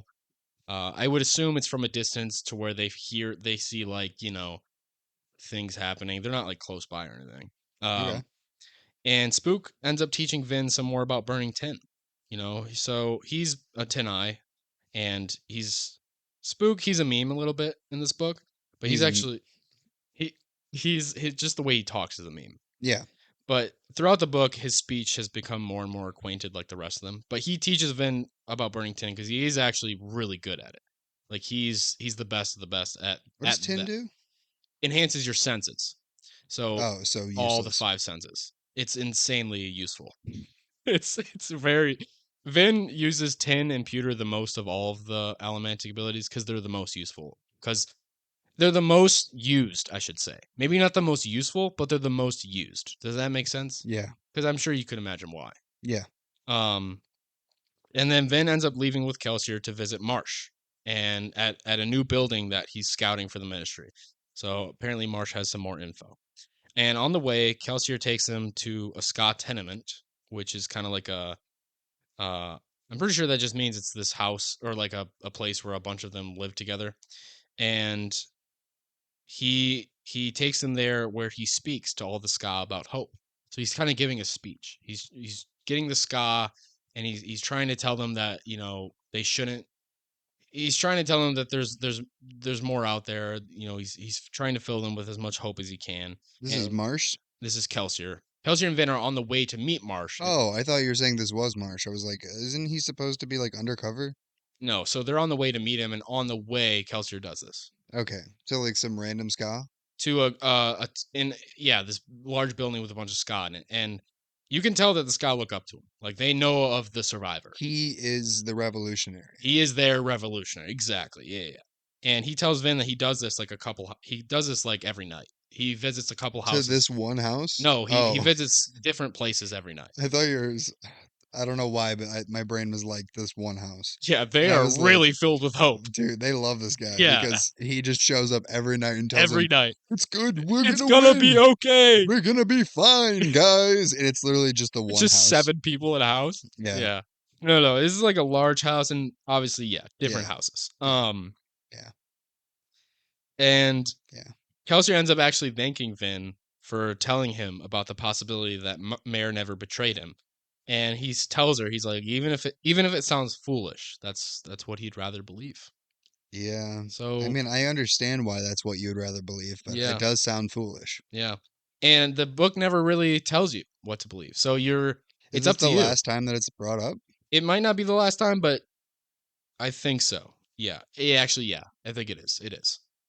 That'd be interesting if the Lord Ruler had any comments. Yeah. So we don't get any of those? Well, I'm not gonna say anything. I mean, I guess you can't say anything, but I would want you to. This is well, we'll wait. We'll wait and see.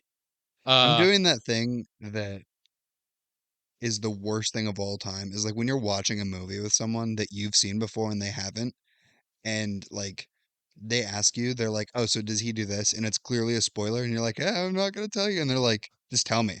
yeah, That's the worst. yeah. Is when they like want you to spoil it for them. It's like, why are you even watching it then? I feel like I've become a master at that response when people ask, because like you do that, but not because you actually want to know. Yeah. You just do it because you're just I'm essentially, throwing ideas out there. yes. Basically the way I think is like I vocalize a lot of my opinions, and also I'm letting the audience know what I'm thinking. Yeah. Um, but like if I'm just sitting down on a couch with someone and they're like, what is that?" I'm like, I don't know." And they're like, "No, tell me." I'm like, Yeah, if you "No." don't know, it's because you're not supposed to. Yeah, it's like, what the fuck? Watch the movie. And the other difference is like if they ask a question because they genuinely like miss something, like okay, I'll tell you. Yeah. Yeah. No, I get what you're saying. But like if I just sat here and was like, "So is the Lord Ruler actually immortal?" And you're like, "I don't know yet." And I'm like, "Justin, tell me." Like I don't want to think about this anymore. It's like no, that's the whole plot. It's I'm the not telling you. whole, yeah, Yeah. No, I get it. yeah, Uh, yeah. Yeah. So so yeah. So Kelsier tells her that's what he'd rather believe. yeah. And the two end up getting to the building to meet with Marsh. And when they get upstairs, they walk into a room filled with blood. Blood. The corpse lay near the center of the chamber, flayed and dismembered, the head completely crushed. It was barely recognizable as human. The walls were sprayed red. Kelsier is stunned, Wait. So they're going to meet Marsh and and they this is walk where in. he was supposed to be. Oh, shit. Okay. Yeah. So Vin reminds him because Kelsier's like standing there, like he's not moving. He's like, "What?" And then Vin's like, "This looks like it was an Inquisitor. We have to go. Like if this was caused by Inquisitor, they could likely be close." So, um, they end up leaving, like out They the don't. window. They jump up. What were you gonna say? I would check. Like I would check to see if there's like any identifiers. Yeah. Well, the thing is, it looks like it almost just happened. Yeah, but I mean, they don't have any sign of an Inquisitor, right? So it's like, It's true. I would at least check. Yeah. So I will say, as they're leaving the window, Vin does notice the same table leg that Marsh used previously to smuggle them that map. So she grabs that as they're leaving. Um, and they rush back to Club Shop, and inside that table leg there was a note from Marsh, and he mentions in that note that he felt like the Steel Ministry had suspected him, and he's positive now that the Steel Inquisitors are hiding something.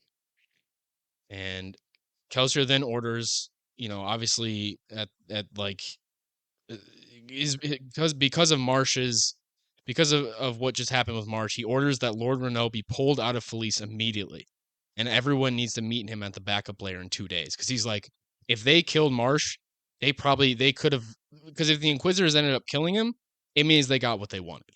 That's what his thought is. He's like, if they let him die, it means they got the information they needed. So he basically feels like the Steel Ministry knows everything about them. So he tells them all. He's like, all right, tell Lord Renault he needs to leave Felice, and then we're all leaving this shop. Meet me back at the backup layer in 2 days. Okay. So they scramble. Was there anything else in the note that Marsh left? Yeah, there It was a literally just said, "I know they're hiding something." It's that like, was yeah, my I knew that too. that was my summary. But him saying that, he was basically saying he knew. I feel like when I read that, he was going to tell them in the warehouse when they got there, but he didn't have the chance. And in the note, he like wrote that he knew something, but he never got to tell them, kind of. Yeah. So yeah, I don't know. But like the thing is like that's kind of Does that note get further talked about later? uh like does it get brought up? Yeah. Uh, Maybe. I just it's such a vague note. It's like, yeah, I'm sure they're hiding something. Yeah. It's like it's just kind of, I don't know, it's a little I, infuriating that that's all he wrote. It's well, like, do you want me to find the actual note in the book and read it to you? because I summarized it. I can find the note if you want to actually get that piece. Well, like I just want to know, does he say like what he knows, or did he? Yeah, let's see. Let me find it. Okay. Here's the note, and I'm glad we did this because it does go into more depth and makes more sense. Okay. Okay. I think that the Inquisitors suspect me. I've been asking too many questions, and I know they sent at least one message to the corrupt obligator who supposedly trained me as an acolyte. I thought to seek out the secrets that the rebellion has always needed to know. How does the ministry recruit Mistborn to be Inquisitors? Why are Inquisitors more powerful than normal Allomancers? What, if any, are their weaknesses? Unfortunately, I've learned next to nothing about the Inquisitors, though the politicking within the regular ministry ranks continues to amaze me. It's like the ordinary obligators don't care about the world outside, except for the prestige they earn by being the most clever or successful in applying the Lord Ruler's dictates. The Inquisitors are different. They are far more loyal to the Lord Ruler than the other obligators, and this is perhaps part of the dissension between the two groups. Regardless, I feel that I am close. They do have a secret, Kelsier. A weakness, I'm sure of it. The other obligators whisper of it, though none of them know it. I fear that I've prodded too much. The Inquisitors tail me, watch me, ask after me. So I prepare this note. Perhaps my caution is unnecessary. Perhaps not. So there you go. That is much better. Yeah, that is much better. Yeah. It makes a lot more sense. I mean, like I get summarizing it, but the summary, you're just awful because like the summary was, yeah, they're hiding something, and I'm like, I could have guessed that. I know. I shouldn't. I picked and chose, and I chose wrong You chose because this awful. is a pretty big deal with Marsh, and Yeah. we love Marsh, and now Yeah, because I was about ready to hate Marsh. I know, and I'm glad you don't now. He's all right, Yeah, he is Marsh. but I'm less angry at the book. I'm less angry at Marsh. I'm less angry at Brandon Sanderson. Yeah, you're about to just be angry at everyone. Yeah. Me too. Were you be angry at me? No, Yeah. Okay. no, it's just because like I don't know. You're all right. Thanks. Thanks. So obviously Kelster, he reacts, and like I told you, he pulls everyone out. He says, "Meet me at the back of Blair in 2 days." Yep. Okay. Cut to a man climbing out of a crack in the valley at the pits of Hathson. A looming figure from above, in a cloak that appears to have been shredded to strips, offers his hand to the man. Who who are you? I am what you will soon be. I am a survivor. Kelsier then climbs back down into hell where it all started. He plans to burn iron, pulling on every blue line stretching from his body. After pulling on the atium, all of the geodes will be destroyed, ending the Lord Ruler's atium supply. You tried to destroy me, Pits of Hathson, he thought, climbing down further into the rift. It's time to return the favor. So after after Kelsier finds Marsh's dead body, he's pissed, and he has this idea to go back to the Pits of Hathson because I said this in the last video, but the reason that Mistborn and Mistings aren't allowed to work in the pits is because if you pull on the atium, it breaks the geode that it is grown from. Yeah. And if the geodes break, the atium will never grow back inside it. So basically, Kelsier ends up going back to the pits, and His plan is to pull in all of them and and break all completely of the destroy the geodes. supply. Yeah. So Yeah. he goes down there. Not a bad plan. No, and Who was the one? Who was the guy that was climbing out of the pit? he's just a random poor slave. Well, he's made his lucky break. That Yeah, was his lucky that day. was his lucky day. Not to mention, before that, he ends up finding a bead of atium. And when he gets to the top, Kelsey's like, keep it and just go live a life. Is Kelsier gonna leave the rest of the people down there after he breaks all the ATM? No, because I'm pretty sure he kills everyone there too. Oh, so Kelsier kills all of the slaves. No. Like the people, like the slave masters. Oh, you said kills everyone there, and I'm like, Well, I would hope that you didn't assume he was killing the ska. I'm Or like, maybe they're not all ska, but yeah. well, I'm thinking Marsh's death has really turned him into a heel now, He turns hasn't him it? into a heel. Yeah. No. And so we cut to the crew at this backup layer Kelsier said to meet him at. Does And Kelsier do this? Because we're moving on now, so I guess it's not addressed. But does Kelsier do this without anyone else's knowledge? that's what I'm about to get to.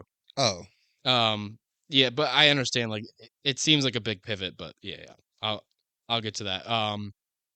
Because the crew's all at this backup layer, and then except for Spook, because Spook's helping Renault leave Felice, because they're backing out everywhere, and Kelsier walks in, and this is when he tells them.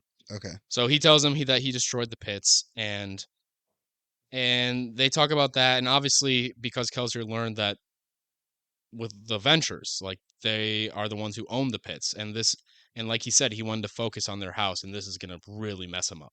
It'll also mess the Lord Ruler up too. But all of a sudden, a lookout rushes in and says there's people gathering in the town square for more executions. So the team joins Kelsier after he says he's going to watch what he's caused. So he feels like this is because of what he's done with the pits. He's like, this is the Lord Ruler is now retaliating once again with mindless executions. So he's like, I'm gonna go watch what I've caused. And as the crew walks out, they notice that the prisoner carts leading to the square are actually close by. They haven't reached the town square yet. Kelsier ends up seeing Renault and Spook in one of the prisoner carts. Oh, no. Yeah. That's not good. And he bursts into action. He charges towards the carts. And Vin goes to follow. She's like, Vin obviously reacts the same way, but Doxson holds her back. And because there's an Inquisitor there. And Doxson holds her back, and he says he doesn't want her to go through what happened last time. Because the last time she fought an Inquisitor, she got messed up. Yeah, I remember. So she instead ends up helping Breeze, because Breeze ends up manipulating the enemy. Breeze was Bacchus. Bacchus. Okay. Yep, the Soother. So they are both manipulating the enemy soldiers' emotions, while and Kelsier ends up fighting this Inquisitor, and this is the same Inquisitor that had been following Vin way back when. This is the OG, Okay. and the Inquisitor intercepts him, and Kelsier retreats back, and he sees Ham, he ends up charging with one of the Ska soldier units. So Ham went and got like one of the units close by, and So they're charging it. this is just turned into an all-out assault. Yeah, this escalated fast because they saw Spook and Renault, so they're all like, "We got to help our boys out." So Ham's got this Ska soldier unit coming in, and the prisoner cards haven't reached the Fountain Square yet, so they're at like this random intersection. So there's only one Inquisitor there, so they feel like they can probably get him out. Okay. Um, But last time there was an execution, the Lord Ruler showed up. yes. So odds are he's not too far behind. So right, he's not there yet, or maybe he won't ever come. Who knows? So Well, he I sees think you know. Kelsier continues to distract the Inquisitor. You're Well, not telling me. I'm not telling you. Not yet. While Ham and his fellow Ska attack the soldiers guarding the carts.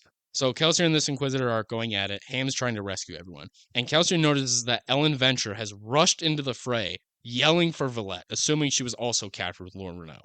So This fucking dipshit.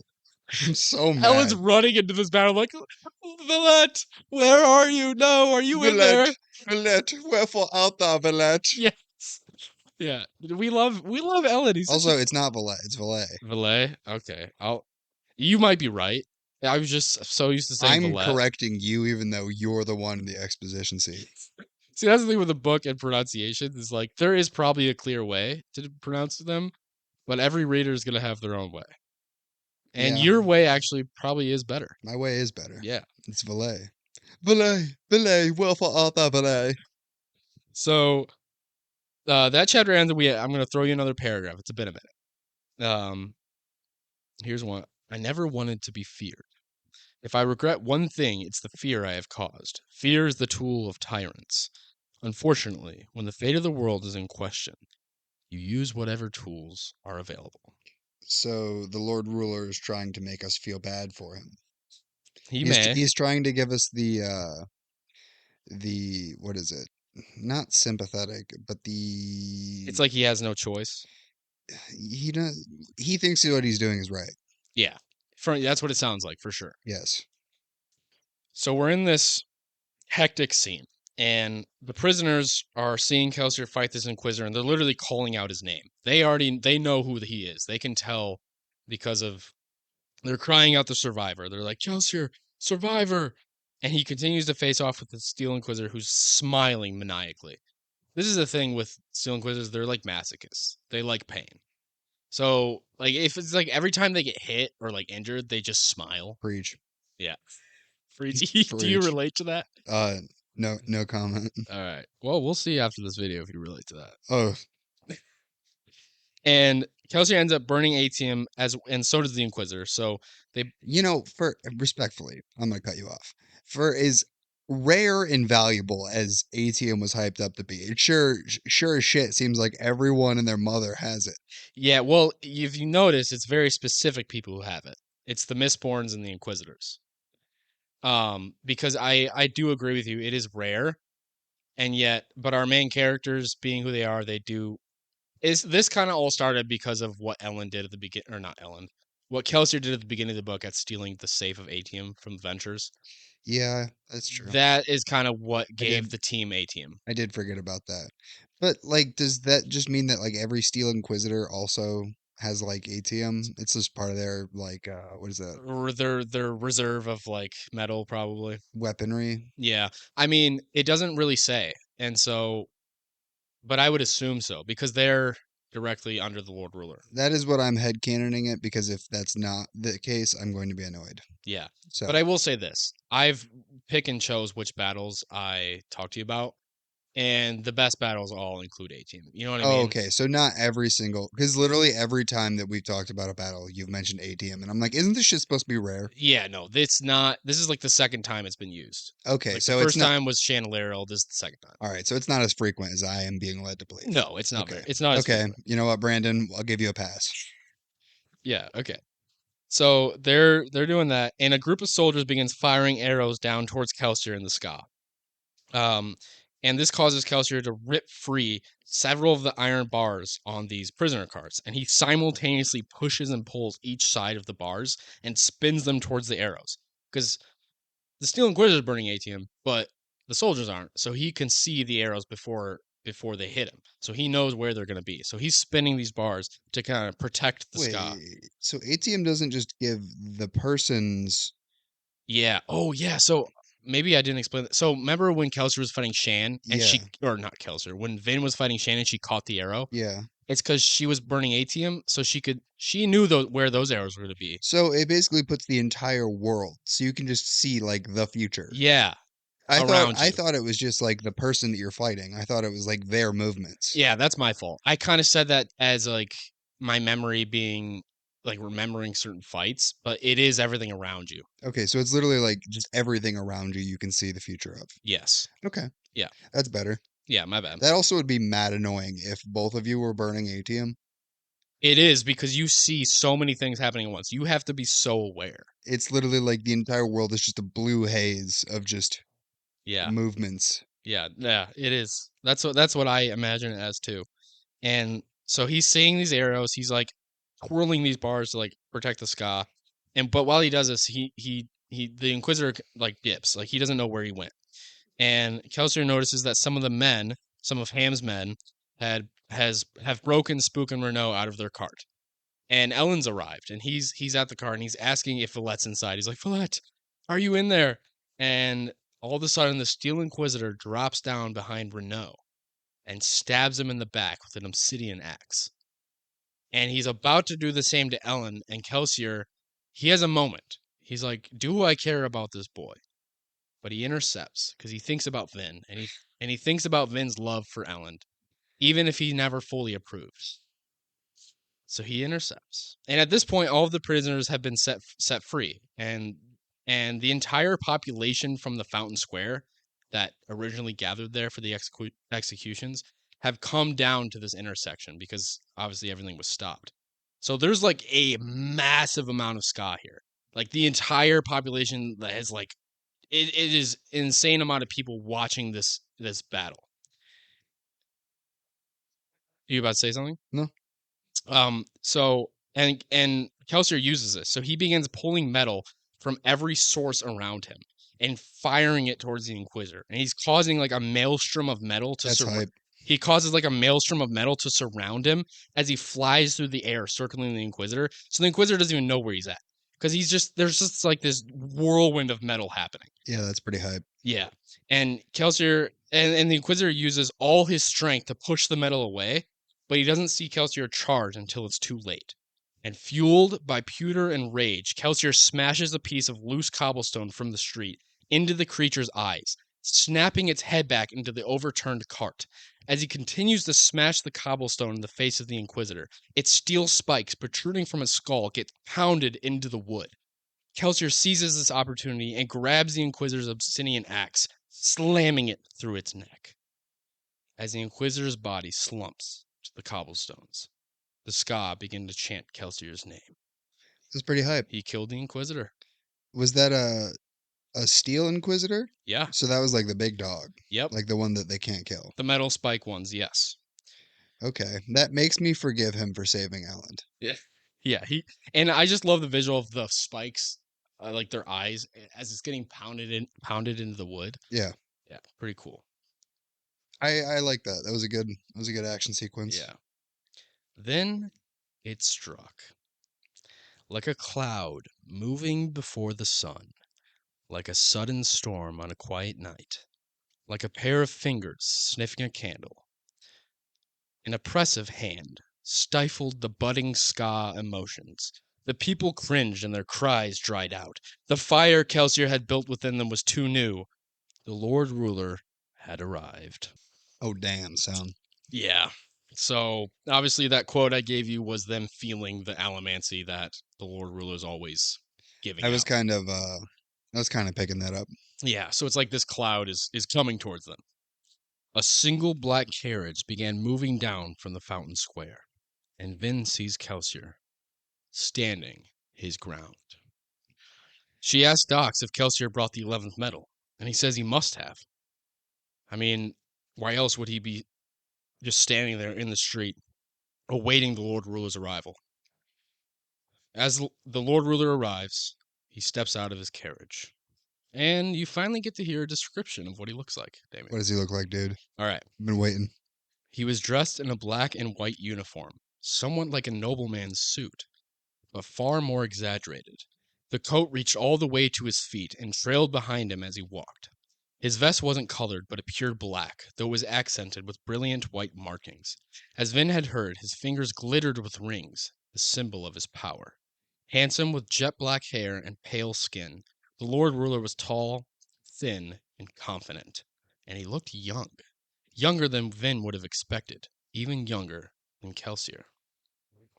I'm getting like Dracula vibes. Yeah. Yeah, I know, because he's got that long black hair. Yeah. Yeah. A group of rebels charged the Lord Ruler. So he steps out of his out of his carriage. And the Ska have obviously been, Kelsier just killed an Inquisitor. They're riled up. And some of them have kind of been able to, beat past this allomancy the Lord Ruler is putting on them. And one of them rams his spear into the Lord Ruler's chest, while another one grabs the spear and stabs him with one through the back. But the Lord Ruler pays no mind to either and walks directly up to Kelsier. Oh, he's a badass. I killed you once, the Lord Ruler said, turning back to Kelsier. You tried, Kelsier replied, his voice loud and firm, carrying across the square.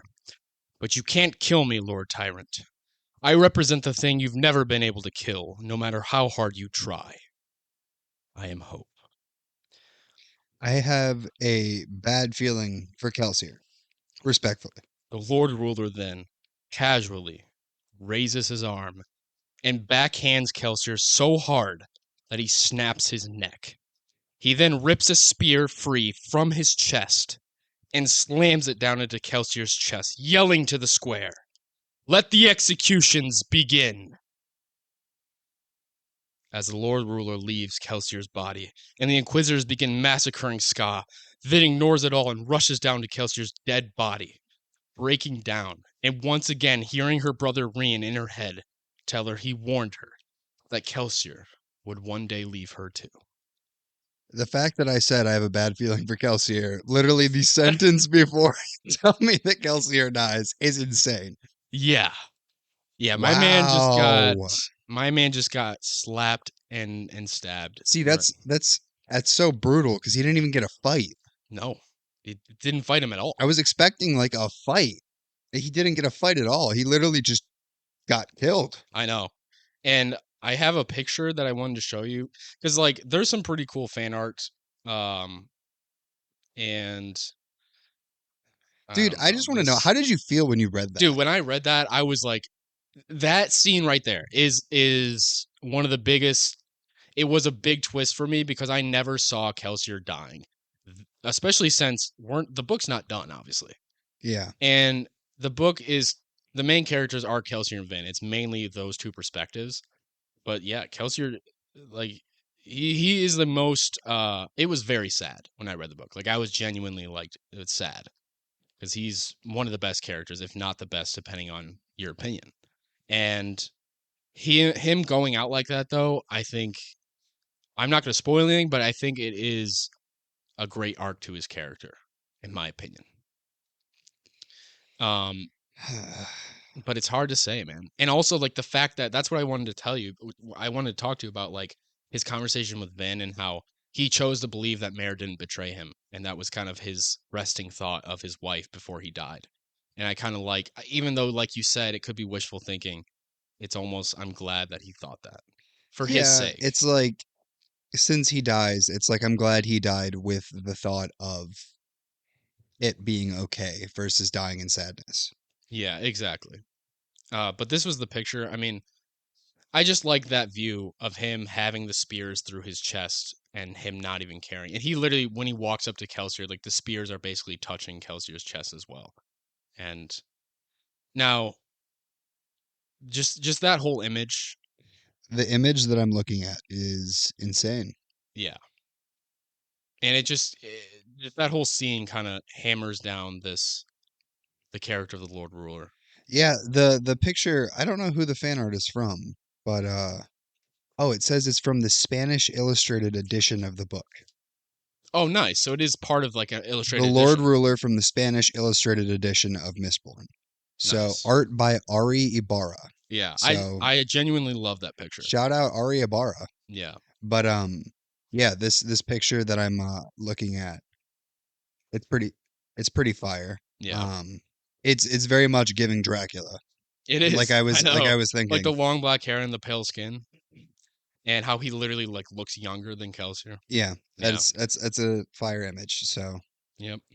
But yeah, so he casually kills the people's savior. Good boy. And tells the Inquisitors to start executing Ska, and he leaves. And it's also it sounded like a complete slaughter of the ska. yeah, big one. Yeah, dude, their plan is not going good.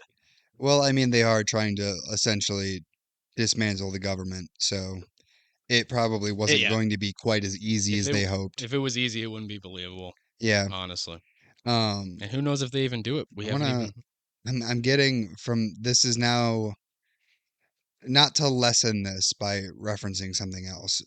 This is an impactful moment, but I'm now thinking that Vin is going to have a Luke Skywalker Obi-Wan Kenobi moment. Oh yeah, her mentor being dead, and she kind of has to fill the spot. Yeah. Yeah, Where she is now going to take the lessons that her mentor gave her and she's going to use the death of her mentor as the driving force behind her um yeah, resolve. yeah. Well said. Yeah, yeah, Yeah. yeah. Oh, I feel that. Um, and that's the end of part 4. So part 5 is the final part of the book, the shortest part of the book. Because we only have 4 chapters left. Only have 4 chapters left. Yeah, Damn. but I will say a lot happens. All right. So part 5, believers in a forgotten world, and we're kicking off with a good old Lord Ruler's logbook. All right, let me hear. I'm now that I know he looks like Dracula, I'm now You have something to picture. I wouldn't well not just a picture, but also his voice. I'm Mm. imagining his voice not Transylvanian, but like that And he's very like tall and thin. yeah. Um the Nosferatu movie that came out, I think it was last year, right? You know the one with December, yeah, yeah, Lily Rose Depp. yeah. That voice, but like more soothing. And So like it almost makes you think like, did he always look this way, or is this like from 1,000 years of whatever? Like, what is yeah, I'm still a like lot of completely questions? in the dark on him. Exactly. But I'm getting I mean, obviously, I don't think he's a vampire, although that would play into the immortality and looking young. Yeah. However, I'm getting like young Dracula. Yeah, yeah. I, No, I I get it. yeah. I don't know. I could keep saying it in multiple different ways No, if you want me to. no, no, I get what you're saying though. Audience at home, do you need me to repeat myself in a slightly different way? Is that what you guys need? Don't beat yourself up, David. You're making good points. Right, dude. You are, man. I appreciate it. I I'm appreciate it. validating you. All right. All So right, but we're let's hop into part 5. absolutely. So like I said, this logbook. I know what will happen if I make the wrong choice. I must be strong. I must not take the power for myself, for I have seen what will happen if I do. All right. So we cut to Vin. She is clearly angry and distraught, and she's speaking to Sazed about what will happen next. And he tells her that the rest of the crew are going their separate ways, and he's gonna return back to Terrace. And he says that Kelsier has become a religious figure to the Ska, and he will soon return to collect legends of him. So he's saying that Kelsier, with his sacrifice, with his constant legend, like his constant presence with the Ska, has become almost a religious figure to He's them. a martyr. Yeah, he is. And all of a sudden, they Vin and Sazed overhear a man yelling in the street, and he's talking about Kelsier being the Lord of the Mist. And by the way, this is nighttime. The mists are out, and like I said in the first part, like Ska never venture into the mists. So they overhear this guy yelling about Oh, I Kelsier. completely forgot about like the big old blobby mist monsters. Yeah, It's been yeah, a while. mist wraiths. Yeah. Yeah, and so this Ska is talking about how Kelsier is the Lord of the Mist, and that Ska shouldn't be afraid of it. And as Vin peers over the balcony, she sees a large crowd forming as more and more Ska venture into the mists. And the man also states that Kelsier visited him that night, like saying he'll always be with him. And this is after he's died. And Kelsier has become a Christ-like figure. yeah. And the crew have at this point all joined Vin and Sazed on the balcony, and they notice a swarm of Ska forces coming from all directions because they see like the light through the mist. And Doc says this must have been Kelsier's plan all along because he's like the fact that after Kelsier's died, it is essentially causing all of the Ska and Luthadel to rise up. And Dox is like, maybe we were never meant to topple the final empire by ourselves. He's like, it was going to take the entire city. Kelsier must have known he would have to die. And at Vin's request, the crew head to the warehouse where Kelsier had been holding his informant meetings, and because she has a feeling because that's where like he was keeping everything, and they find like this large stockpile of weapons that had been left for the Ska. And then a man appears.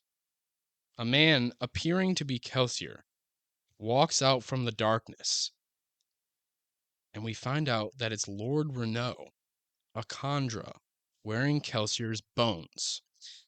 And the Lord Renault, Vin is like, she's horrified by this. She's like, how dare you take on this form? And we learn that he says that because he shifts his skin and it appears translucent, and where like you can see his bones, and then he shifts it back. And Vin connects this to being similar to a mist wraith. So I'm imagining like putting like the bones on top of your own body and then it basically forming like a hallucinatory or hallucinogenic like shroud over you that makes you appear differently. No, it's literally I don't know how much I want to get into this because the first book, it purposely doesn't really delve a lot into how Khandra work. So I should not know. So I'll tell you a little bit. So Lord Renault as Kelsier, because it's not hallucinatory, like it's physical. You can touch the skin and it appears to be Kelsier, but you can tell through like the eyes. The eyes are different. To where like it doesn't look like the same man in that sense. So the Khandra states that his kind are mist wraiths that have grown up. So he is kind of a evolved form of the mist wraiths, the Khandra. That's what they are. Okay. And from what we learned in the books is like they wear people's bones and then it makes them be able to shapeshift into them. So as you know, the mist wraiths were like these translucent blobs that like are like that eat like creatures, bones and limbs. So a Khandra being like is able to a Khandra is able to, instead of just mindlessly consume the bones, they're able to form them and use them to appear as that person. Okay. That's kind of what I'll tell you so far. Does it make sense though? Just I would Um, imagine it as shapeshifting. That's what the Khandra can do. yeah, I'm just going to imagine shape-shifting currently. Yeah, like the magical explanation is just kind of what their race is, and we'll dive deeper in that in the later books. But the Khandra are able to shapeshift, Okay. and that's why So there way are more than just the terrorist men and humans. yes, So you lied to me. I did, I did. Um, Ah, and there actually is another race brought up in this book that comes up later, but it doesn't matter. Just forget I see why you lied to me though. it. Yeah, yeah, I did and I did find it odd that there was only the two. So and yeah, that makes more sense. exactly. And this is why Kelsier originally said that Lord Renault wouldn't hold up against an Inquisitor. You remember when I said that way back? And that's Yeah. why he would have to be in Felice? It's because he's a Khandra. So, So Khandra are like weak? no, they're not weak, but an Inquisitor is able to know. Oh, when you're using magic. No, well, an Inquisitor is able to tell, because Khandra don't necessarily use magic to do it. It's just in their nature. But an Inquisitor would be able to tell that it is not an actual person. Through whatever reason. We do not know this why. We do not know why, but I mean, do we know why eventually? Or is that just actually never explained? I don't remember, but Because I mean, the most oh yes, we do. logical. Oh, we definitely know why eventually. Oh, Sorry, okay, we so definitely know why there's an eventually. actual reason. Okay. Yeah, there is definitely an I was actual gonna reason. say the most logical explanation is that it is like a form of magic, and they can use bronze to detect magic. No, it is a very purposeful reason, but we learned that in the second book. Um, Okay. so the Khandra reveals that Kelsier intended him to wear his bones as part of their contract. So Kelsier, this Khandra is basically saying that yes, Kelsier died on purpose. He became a martyr on purpose, and my job was to wear his bones to appear to the Ska as their savior. And the crew wonders like what their place in all of this was. He literally became Jesus. Yeah, It's pretty astounding. yeah. And the Khandra says that Kelsier needed leaders, because the crew's like, well, what was the point of us? And Renault, he's like, Kelsier needed men he could trust to lead the Ska once he was gone, and to lead Luthadel once the Empire had fallen. A bureaucrat, a politician, and a general. Kelsier left a note for the crew with a game plan for each member. And this game plan kind of talks about what Ham and Breeze and Dox are what Kelsier wants them to do to further the rebellion. And I don't have the whole note, but it talks about kind of what like Dox is gonna supply the weapons to the Ska. Ham is gonna lead the Ska, and then Breeze is gonna. I don't remember what Breeze is gonna do, but they all have their own jobs going forward. Okay. And Kelsier also left a note. He left a small pouch for Vin that contains a note and some atium, and also the 11th metal, as well as Mare's picture of a flower. And Kelsier's note to Vin states that he never could figure out how to use the 11th metal, but it gave the people something to believe in. And he bids Vin farewell and says that he'll tell Mare about her. Why don't they just swallow it? Well, he has done that before. He just hasn't figured out how to use. Am I asking questions I shouldn't be? No, that is a valid question because I can't remember if the book states whether or not because I'm pretty sure he has swallowed it before and used it, but he's more saying like he's used it, but he doesn't know how to use it effectively like the legend says it can be used. Does that make sense? Oh, so he does know what it does. He knows what it does, I think. Yeah, I don't really remember actually. I don't because what he says in the note is that he never could figure out how to use the 11th metal like. And I feel like that implies like effectively, like he'd never figured out how to use it against the Lord Ruler. Okay. You know what I mean? That makes more sense. Yeah. But like you said, it gave the people something to believe in, and so he's almost saying that he never intended to figure it out. And he bids Vin farewell, and he says he'll tell Mare about her, and she is now the people's Mistborn. Kelsier had stated that, What if Vin just like decided to stop being a freedom fighter? yeah, she could too. He's like, I'm leaving my legacy to you, Vin. you will become the people's Mistborn. And Vin's just like, yeah, I'm gonna like go to Burger King. Dude, that is actually a valid. Well, it just shows how much trust he put in these people because he really did put a lot of trust into his crew, which shows a lot about his character and how much he does trust these I would people. not have trusted Bacchus that much. Yeah. Um, and Kelser said that he originally planned for Vin to kill off the rest of the noble houses. That was going to be her job, but she convinced him otherwise. So he almost he and so Vin then wonders like what her place in all of this will be, and she concludes that they have a bureaucrat, they have a politician, they have a general, but every great kingdom needs an assassin. So Vin downs the atium that Kelsier gave her. She swallows a few shavings from the 11th metal, and she puts some in an extra vial as well. And she tells Caesar that she plans to finally find out what the Lord Ruler is hiding in Credit Shaw and kill him. That's a goal. That's her goal. So we have like some more of the logbook here before the next chapter. Before you say that, Yeah. I have a feeling that obviously this is a trilogy. Um, a lot of this stuff is not going to get resolved. I feel like this book is going to end. My hypothesis is this book is going to end with the Lord Ruler dying to Vin. Like I think she's going to be the one. Like I think that's going to be the big climax is that she takes him out. But then there's so much chaos left in his wake because obviously he is keeping something at bay. Mm, Apparently, we mm. don't know why. We don't know what, but apparently he is quote unquote saving the world. So I feel like something is going to be unleashed from his death. And all of those other people were just given jobs that we're not even going to get to see happen until the next book, is what I my thought process is right now. I'm glad you're having these thoughts because I'm not gonna say whether that obviously I'm not gonna say whether any of that's true, but it definitely shows you're tracking. It I, definitely shows you're on the path I just to. wanted to give you where I'm at. I wanted to give the audience where I'm at. I wanted audience Yeah. members, are you with me? Are you against me? Are you are you with me or against me? I'm with you, Damian. And I'm with you, Justin. And our 7 million subscribers are with us. Good. And Spotify listeners. There's 7 million of each of them. Big Ben Podcast. 14 million No total. spaces.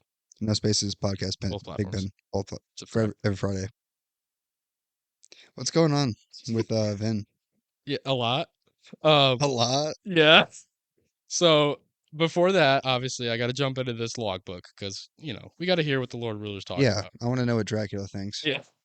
I have decided that I am thankful for Rashek's hatred. It does me well to remember that there are those who abhor me. My place is not to seek popularity or love. My place is to ensure mankind's survival. That's an interesting turn. His last opinion was that he was upset that everyone feared him. And now he's like, I'm glad they hate me. He's shifted. He's shifted. So what Yeah. made him shift? Ooh, yeah. Question. Apparently Rashek. Apparently. So See, that's what I'm saying is all this shit's getting set up. I feel like we're not going to get too much payoff. there's a lot set up. I I agree. mean, it's a trilogy, so like obviously there's got to be more content. Right. And like you said, what's going on with Vin? So she is bolting to Credit Shaw. She downed the ATM, she downed the 11th metal. Obviously, she's not burning them yet. But when she gets to Credit Shaw, she convinces the guards at the door to actually join the rebellion. So this is this is kind of a parallel that I didn't realize the first time I read the book. But there's 4 guards, and the first time she goes to Credit Shaw, she kills the 4 guards. That was the first time she ever killed. And then this time, when she gets there, she actually convinces the 4 guards to shift sides, and she gets them. How does she convince them? Well, I don't actually remember completely. I think it's more a matter of her kind of opening their eyes to the situation, being like look around you, because at this point, like the Ska are rebelling as she's getting there. Like the Yeah. Ska are actively rebelling, and this is like the climax of the noble houses fighting. Like Lord Venture talked about how he was going to go after Hastings, all this. So she tells him like, listen, this is the time where you have to choose sides, and you're clearly on the wrong side, whether or not your side's going to win or not. But like I said, I don't remember completely how she does it, but It's kind of a battle. She's like giving him a battle of morals. yeah, Okay, yeah. I'm tracking. And so But once she gets inside, 2 Inquisitors appear before her, of course. Every time I say Inquisitors, they're always Steel Inquisitors. Um, Yeah, because obligator is the word for the other yeah, ones. yeah. Okay, I because just every wanted to time you say preface that. inquisitor, I'm like thinking which one is it, but yeah, Yeah. obligator, inquisitor. Okay, so steel inquisitor, inquisitor. Yeah, so it's an inquisitor of the steel. There you Yeah, go. You're that's right. my thought process. I'm glad you said it out loud. So she ends up burning. This is a cool idea she had. I really like. She burns steel and she pushes a volley of wooden arrows wrapped loosely by metal rings at the Inquisitors. So as one of the Inquisitors pushes back the arrows, only the metal rings fly backward off the wooden arrows as the rest of the wooden shafts pierce both the Inquisitors. And and she's just bolting past. So she's doing this like all in one motion, and one of them only gets hit in the leg. The other one gets hit by like 7 arrows. He's not dead, but he goes down like convulsing. And the one who gets hit in the leg, she throws a cloud of pewter dust directly in his face, with a hope to blur the Inquisitor's vision. Because you would imagine like after pushing, he's burning steel to where he sees all these blue lines. So she throws like thousands and thousands of tiny pieces of metal in his face. So all he sees is blue, basically. And so she's running past. She understands she can't just kill them in one right. She's just trying to get to this room. And she continues to sprint towards the room. And What does she think she's doing? yeah, The dude took 2 fucking poles to the chest. What is her plan? she has the 11th medal. That's She has the 11th medal and she's pissed. But I agree. Her plan doesn't seem very good. Oh, I Vin. know. Vin frantically she gets to the room within a room. She bursts in. She frantically begins searching for a clue when a pivoting chair on the other side of the room slowly turns toward her.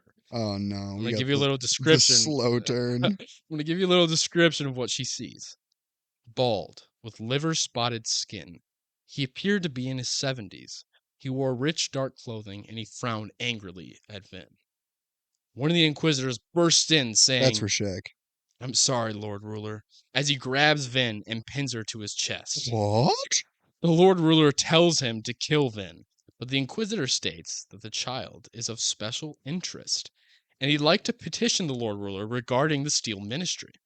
The Lord Ruler allows it, stating they'll meet in several hours when he's finished doing whatever he's doing in this room. And Vin uses this opportunity while she's being gripped by the Inquisitor to burn the 11th medal. And this is what she sees. Another man appears standing beside the Lord Ruler.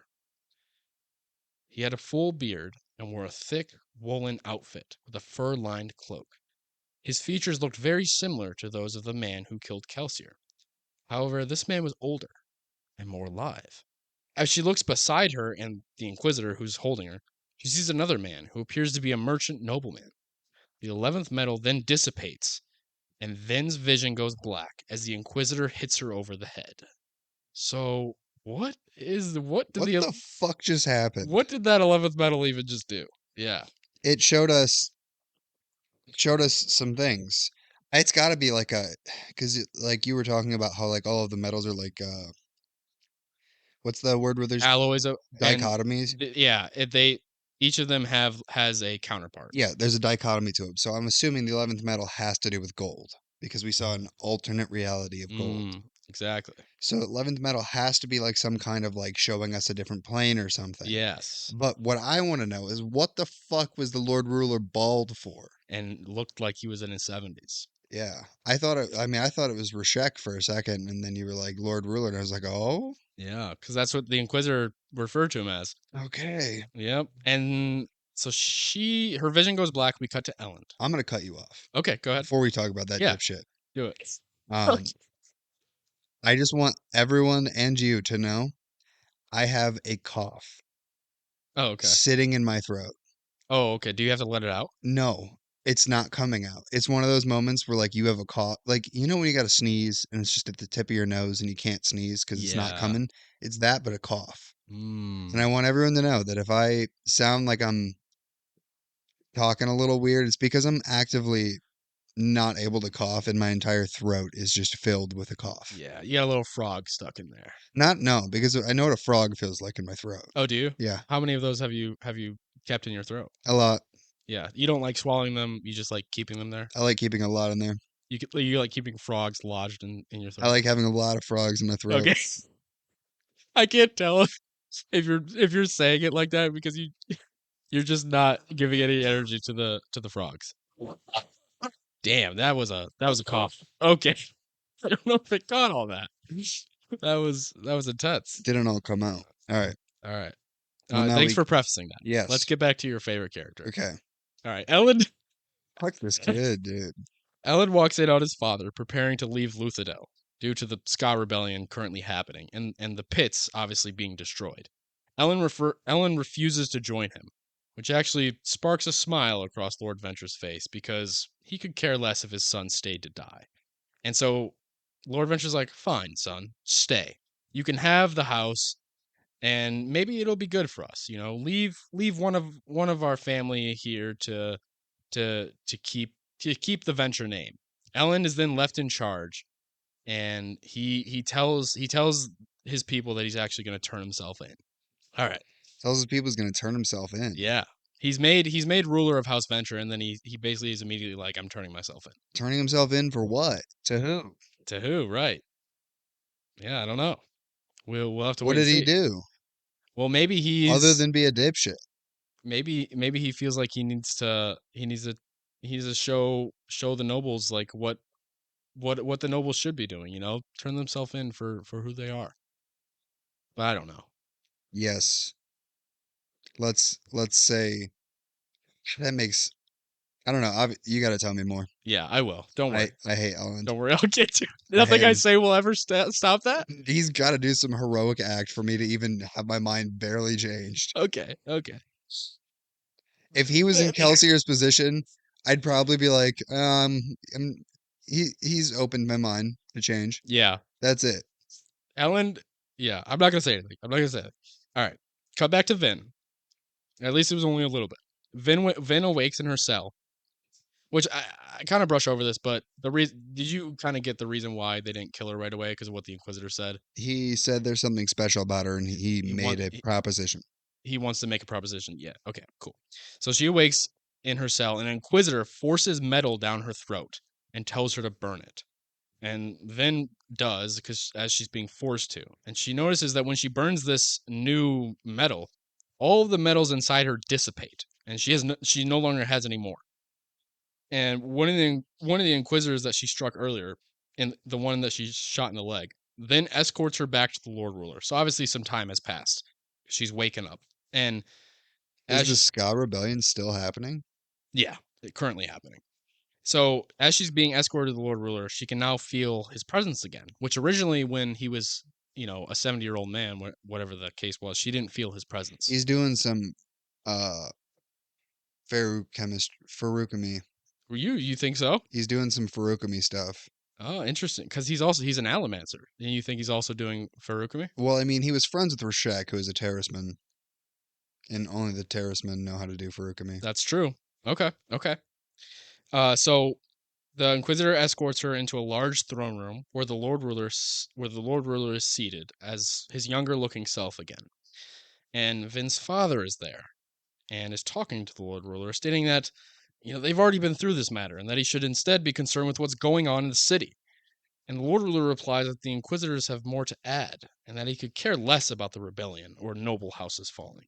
He says it's good for them to be purged every century or so. So he literally does not care. He's like, let them fight, let them die. And the Inquisitor then steps forward, declaring his petition that he talked about earlier, that the leadership of the ministry be granted to the Inquisitors instead of the Obligators.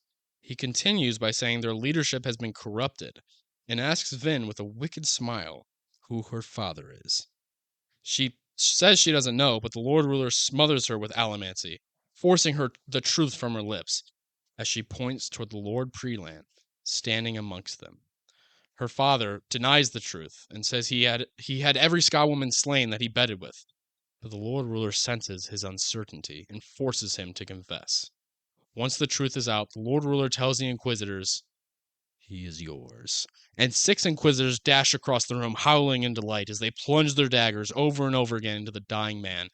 But 1 Inquisitor stays behind. The Lord Ruler states that the Inquisitors are now in power of the Ministry, and the one who escorted Vin states that he wants to question her to find the other Mistings. Because the Lord Ruler's like, all right, kill the girl now. You've used her for your purpose.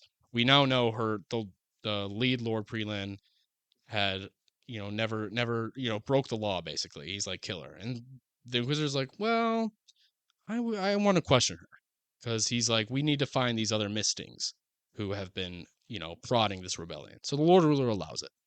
So Vin, she gets taken back to her cell, and we cut to Doxon. Doxon? Dox. Who the fuck is that? Dox. Kelsier's friend. Doxon. I do not remember this Okay, guy. okay. You're having a brain fart because you know who this is. Remember the OG? There's Dox, Breeze, and Ham. The 3. Oh, was this Sylvester Stallone? Yeah. Okay. Yeah. I was like, you know who this is. Stallone with a reindeer nose. Yes, but I agree. Like he's talked about in passing. I mean, if you read the book, he'd be more, but such is the show. Yes. So Doxon has been organizing the rebellion from behind. So he's kind of been like working the strings when a guard from Craig Shaw comes in. This is one of the guards that I would imagine that Vin I'm pretty sure this is one of the guards that Vin got to their side, but he reveals that Vin's imprisoned in the palace. And so soon after, a group of Ska enter, and they're holding Ellen captive. And Ellen tells Dox that he wishes to form a truce and to spare the rest of the nobility, stating that if all of the nobility fall, then he'll lose control of the rebellion, as they'll look for other things to destroy. And he additionally states that the nobility control the economy. So he's like, listen, I understand your hatred towards the nobility. I completely understand, but you can't kill all of us. Like, this will literally destabilize the entire city and the economy of Luthadel. And if we get destroyed, then they'll start finding more and more things to destroy. And so he suggests that they focus their efforts on the ministry and the Lord Ruler, assuring Doxon that the nobility will listen to Ellen. So Ellen's like, I can get the nobility to stand down. I can get them. And also in that moment, Ellen learns that Vin has been captured. So Ellen turns himself in to kind of try to get to Doxon to tell him and be like, listen, spare the nobility and trust me, is what he's saying. I wouldn't. If I was Doxon, I'd be like, fuck are you talking about, kid? And then I'd slap him with the back of my hand and I'd push him down a flight of stairs. Yeah. And then I'd like walk down there and I'd pull his pants over his head and I'd start laughing at him. Wow. So you'd be a bully. I'd just bully this kid. You'd be a high school bully. It sounds well, like. I mean, he's dumb shit. He's a dumb shit. Okay. Cut back to Vin, and as she's being thrown back into her cell, the Inquisitor states that they tortured her brother Reen for Vin's location. So they apparently had found him at some point. Because originally Vin and Reen were part of the same Ska thieving crew. Yeah. But Reen had left her. I remember. Yeah. So when the Inquisitors had been trying to look for Vin throughout like the whole book, apparently they had found Reen at some point. So he's still alive? But he's unfortunate. Well, not unfortunately. I guess fortunately, he is dead. Well, I meant he was alive. He was at alive the beginning of this book. At the beginning of this book. Yeah, exactly. But yeah, didn't he like abuse the fuck out of her? We're glad he's dead. Yeah, but Reen insisted, even though obviously Reen being Reen, he still insisted that Vin had died of starvation, all the way up until his death. So Reen never sold her out. He's a piece of shit, but he never sold her out. Oh well, good for him. Yeah. Yeah. And then at the same time as Vin's being thrown into her cell, a naked and beaten Sazed is then thrown in the same cell. He was captured when he tried following her. Why is he naked? They just stripped him of all his stuff. Vin is also in her undergarments as well. Oh, so like they're in their underwear. They're not naked. No, the Sazed is completely butt naked. Oh, well, I'm glad they gave her the courtesy and not him. Yeah, well, because it's mentioned that Vin like sees his scar. Those bastards. And sees that they took my boy's underwear. And they also, they took his balls. They took his balls. Because I was gonna say Vin also notices that. Oh, Uh, dude, yeah, that's it is embarrassing. embarrassing. Like she literally sees the scar. Yeah, it's sad. That sucks. Yeah, and the Inquisitor states that the Lord Ruler requests his presence, so to receive the official leadership of the Steel Ministry. But when he comes back, he will torture Sazed in front of Vin until she tells him what he wants to know. So when the Inquisitor leaves, Sazed actually reveals to Vin that he was captured on purpose. His body begins to deflate as he gathers his strength, and then rapidly grows in size, making him an inhumanly muscular man. Obviously Furukumi. Vin is surprised due to Sazed having none of his jewelry, but he states that he took an idea from Vin and swallowed it. With that, he ripped the bars free of the cell. And the metal he swallowed, though, obviously it wasn't. He couldn't just swallow a massive chunk of metal, so he wasn't able to hold a long enough charge. So after he rips these bars, he immediately begins returning back to his normal size.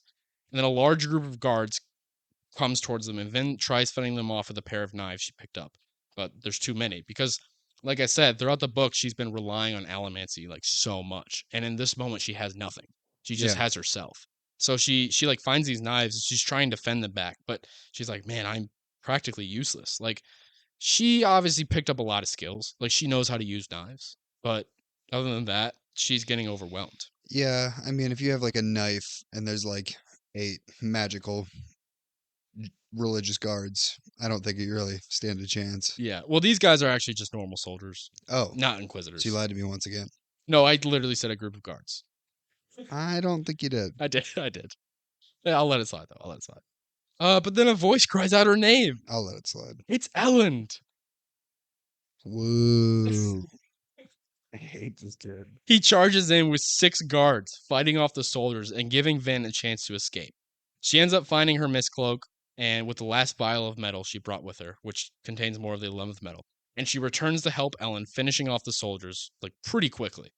And after the fight, Vin insists Ellen that he leave with Sazed, and she kisses Ellen and tells him to find and secure the Lord Ruler's ATM that his family supplied, and she must finish her task and defeat the Lord Ruler. This time, she thinks she's finally figured out how to kill him once and for all. So she has an idea. What's her idea? We don't know yet. Her time in her cell, she had some thinking. What revelation does one have when they're sitting in a jail cell Yeah.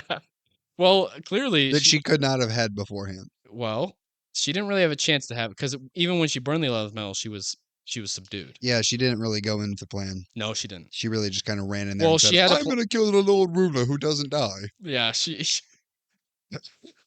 yeah, her plan could have That's been what she better. did. Her plan could have been better, but this time she has a plan. This time she has a plan. Yeah. Does it involve the 11th metal? Yeah, man, probably you would assume. Yeah. So this is actually to be the last little. Wait, hold on, let me see. Is it?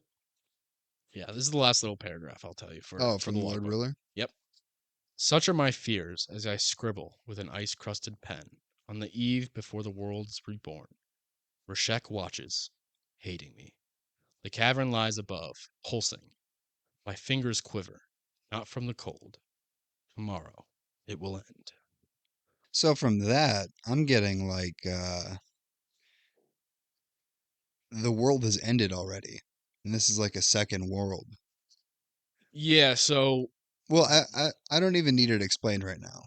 no, I know. I was more so gonna like because what you're saying is like your interpretation. I was only gonna mention the deepness. Do you remember that being brought up in the logbook? No, but the other thing that I did recognize is that the thumping. Yes. 'Cause I remember there was some mountains that Vin heard thumping a while back. Well, that was actually what the Lord Ruler heard in that was something in the logbook Oh, previously. it was? Yeah, so Oh. he's reached he's getting closer and closer to that. But yeah, like you said, he's been talking about this deepness that is overtaking the world and how he's fulfilling a prophecy and tomorrow it will end. But yeah, you're on the right track. Some thumping in the mountain made the world end. Presumably. I want to know who's thumping. What if Yeah. it's just like all the young kiddos leave or fast forward approximately 1.5 minutes. What if it's just like two deities, just like thumping away? Just thumping away. Dude, it's just like I'm not gonna name any. Can't get blasphemous on here, so Yeah. not gonna name any actual deities, but Just like make up your own. What would you call a couple of deities? um Josias, Josias. the ruler of mumble rap, Okay. the Okay. lord of mumble rap, and Benetus Athleticus. Okay. What is benefit? But Benetus Benetus Athleticus. Athleticus. What are they the god of? He is the god of playing a shitty Batman. Oh, nice. Okay. Okay. I see. I see what's going on here. Yeah. Um, That is a very niche god. and yeah, no, he's only a couple followers, but still, these two gods Yeah. are up in the mountains thumping away on each other. Wow. Okay. And so They're the just, Lord Ruler is trying to. He wants to see. he wants to know what this thumpage is. He's Yeah. like, I gotta see. And tomorrow it will end. And tomorrow is when they end. It's the climax. Yeah. It's, And this is the climax of the book. It's all coming together now yeah, in and our they're heads. coming together as well. Wow, this is insane. This is insane. This is yeah. I could have never I could never had a better theory than that, actually. They've caused the world to end with how The two hard, gods did? yeah, with how hard the Yeah. climax was. Oh yeah, for sure. Okay. Back to our girl Vin and her new plan Our girl Vin? yeah, Okay. that we don't know. Yeah, her new plan that we don't know. Yeah. Okay. So she Yeah. she ru- she rushes she leaves Ellen with Sazed and she makes her way outside of Craddockshaw and she like pushes and pulls outside the throne room. So she's like looking into like the stained glass window in the ceiling. And she notices that the Inquisitors are still inside with the Lord Ruler. And the Inquisitors are officially granted full power of the ministry. And Vin kind of waits for it to be done until only one remains, and it's the one who proposed this in the first place. And she immediately sends a spray of coins through the stained glass window above and drops down, dashing straight for the Lord Ruler as the mist just swirls around her body, seeming to be drawn by her allomancy. Then burns the 11th metal. As the past self of the Lord Ruler appears, Vin plunges her daggers into its heart. But nothing happens. She falls right through it. Unlike Gold, where she could physically touch the alternate reality, this one is almost a seamless, it's almost a mirage or a hallucination. The Inquisitor then tackles Vin and pins her to the ground. As the Lord Ruler calls for the other Inquisitors to come back, he chuckles at her attempt. So her other plan also sucked. Well, I feel like it was a good thought, but it It didn't wasn't a work. good thought. It wasn't a good thought. Yeah, Okay, so what if literally okay, Justin, I'm gonna need you to listen up. yeah. Her plan was originally run in there, kill the Lord Ruler. Like that was gonna work. We all agree that was a Well, dumb her plan. she She also knew that was a dumb plan. She was just angry, full of rage. All right. she thought she would find something in the room, Okay. but she didn't. Well, But was yes. she? You said she went there to go kill the Lord Ruler. Yeah, but her originally that's why she dashed to the room because she thought she would find something there. Because this whole book, her and Kelsey have been talking about like there's a secret there, but she didn't find anything. Instead, she Okay. got thwarted. All right. Well, let's say she got thwarted. She goes to jail. Yeah. She's in jail, and she's thinking away. She's using her big brain, Yep. thinking away, and her miraculous, super awesome idea that she came up with that she went, "This is totally gonna work," is swallow the 11th metal like I did last time. I saw that two people that weren't there show up. And my miraculous plan is to stab one of those people. Yeah. Stab the the past self apparently. Yeah. Because when she had gold, she could interact with it.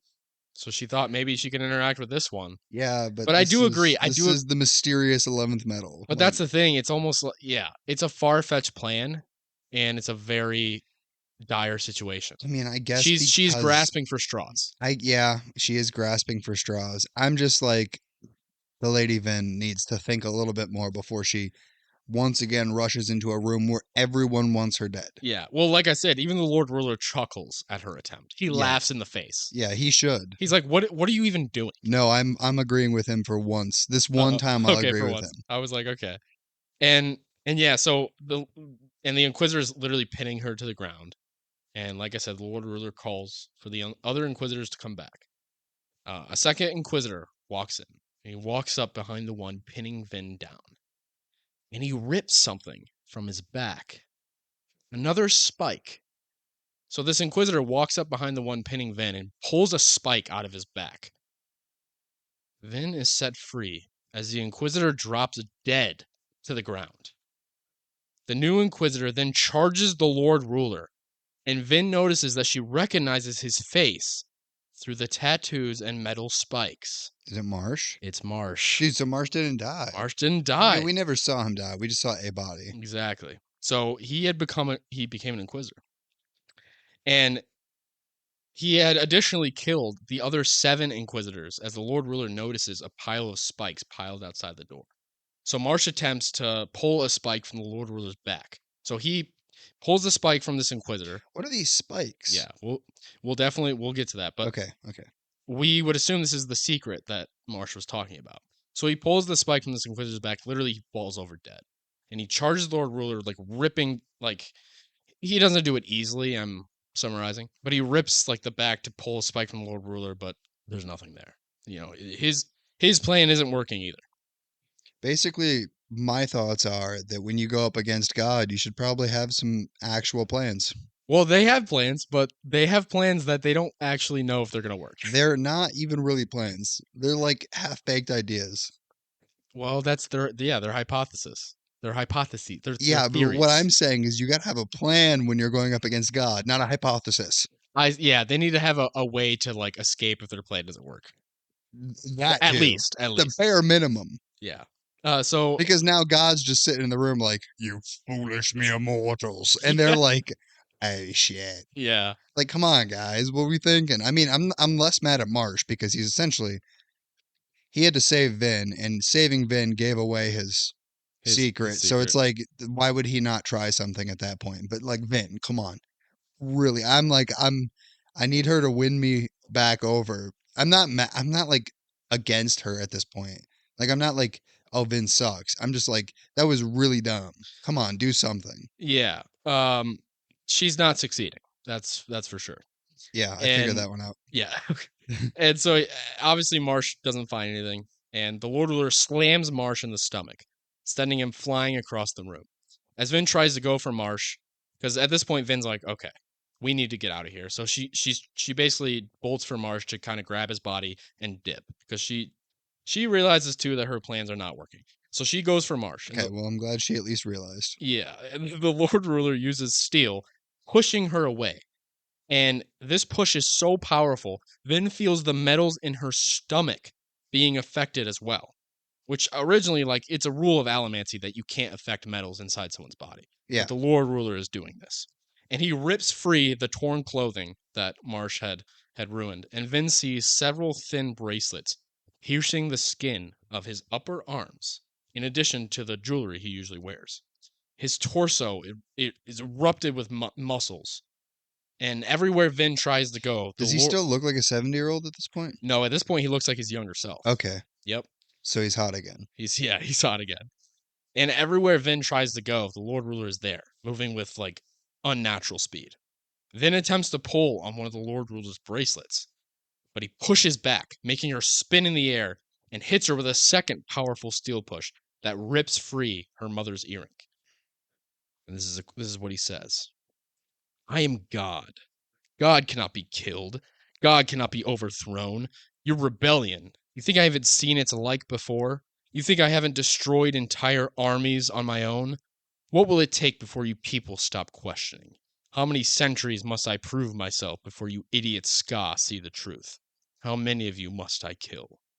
The Lord Ruler then walks over to Marsh. How dare you? After what I gave you, I made you superior to ordinary men. I made you dominant. Vin has a thought in that moment. Remembering the Lord Ruler's logbook, she burns the 11th metal once again. She sees a man in a fur cloak and heavy boots. A man with a full beard and strong muscles. The same man she keeps seeing every time. Not an aristocrat or a tyrant, like the logbook suggested, but a packman. She Pac-Man? sees Rashek. She realizes that this version of the Lord Ruler she sees before her is the way he's dressed, the resemblance. She realizes it's a terraceman. Yeah. She's connecting the dots, and she's like, wait, that's Rashek.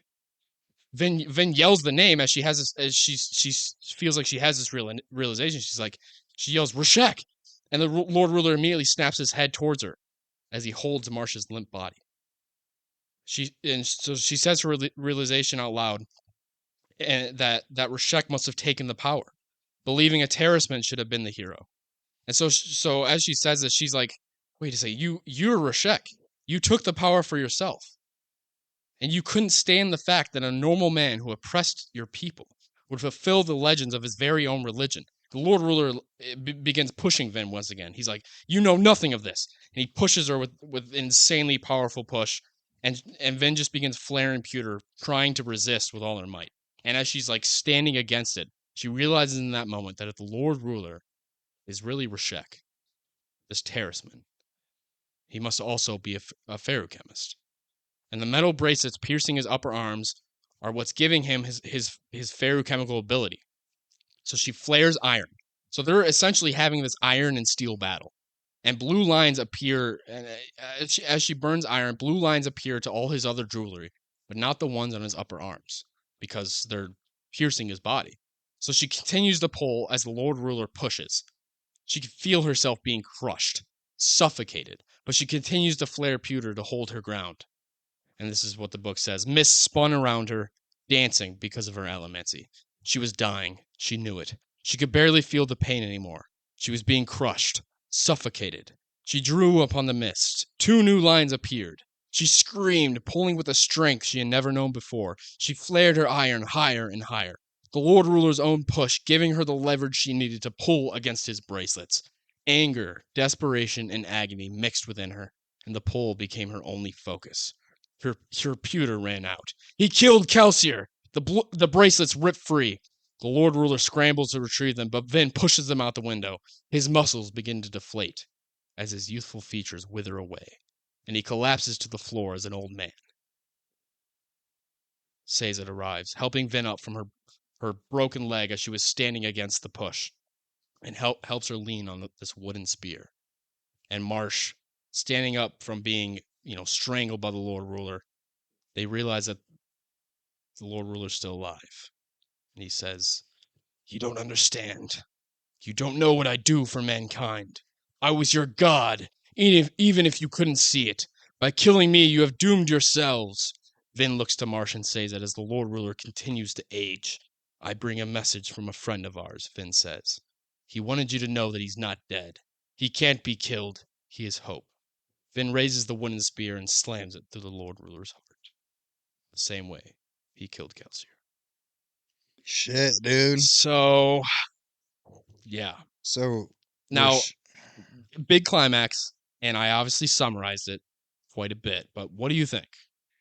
okay, It's a lot to I'm process. thinking, dude, because obviously Rashek is the Lord Ruler, but I'm not thinking Rashek is the Lord Ruler in this timeline. I'm thinking there's got to be some alternate reality play here.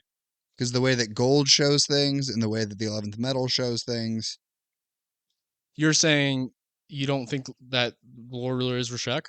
No, I think he is Rashek. I think he's Rashek in a different timeline or something. Like, you're saying the Lord Ruler who just died. Yes. I mean, another version of him was Rashek or something. So you don't think this one's Rashek? No. Why is that? Well, because why would he speak to himself in the third person in his diaries? It wasn't his diaries. Well, in his journal. Well, that's what the thing is that wasn't the Lord Ruler's logbook. It was the man who was to become the hero of ages logbook.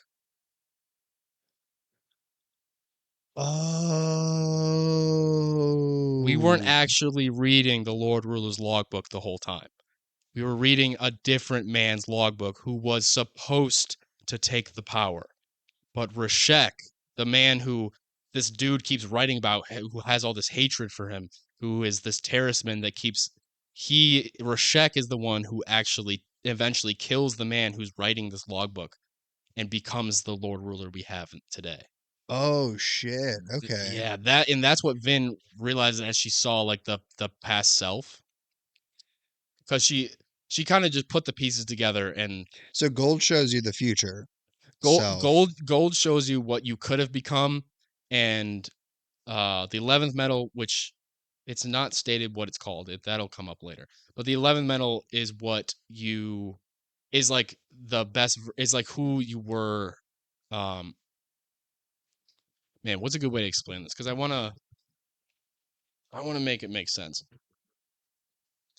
Okay, so gold lets you see your past self.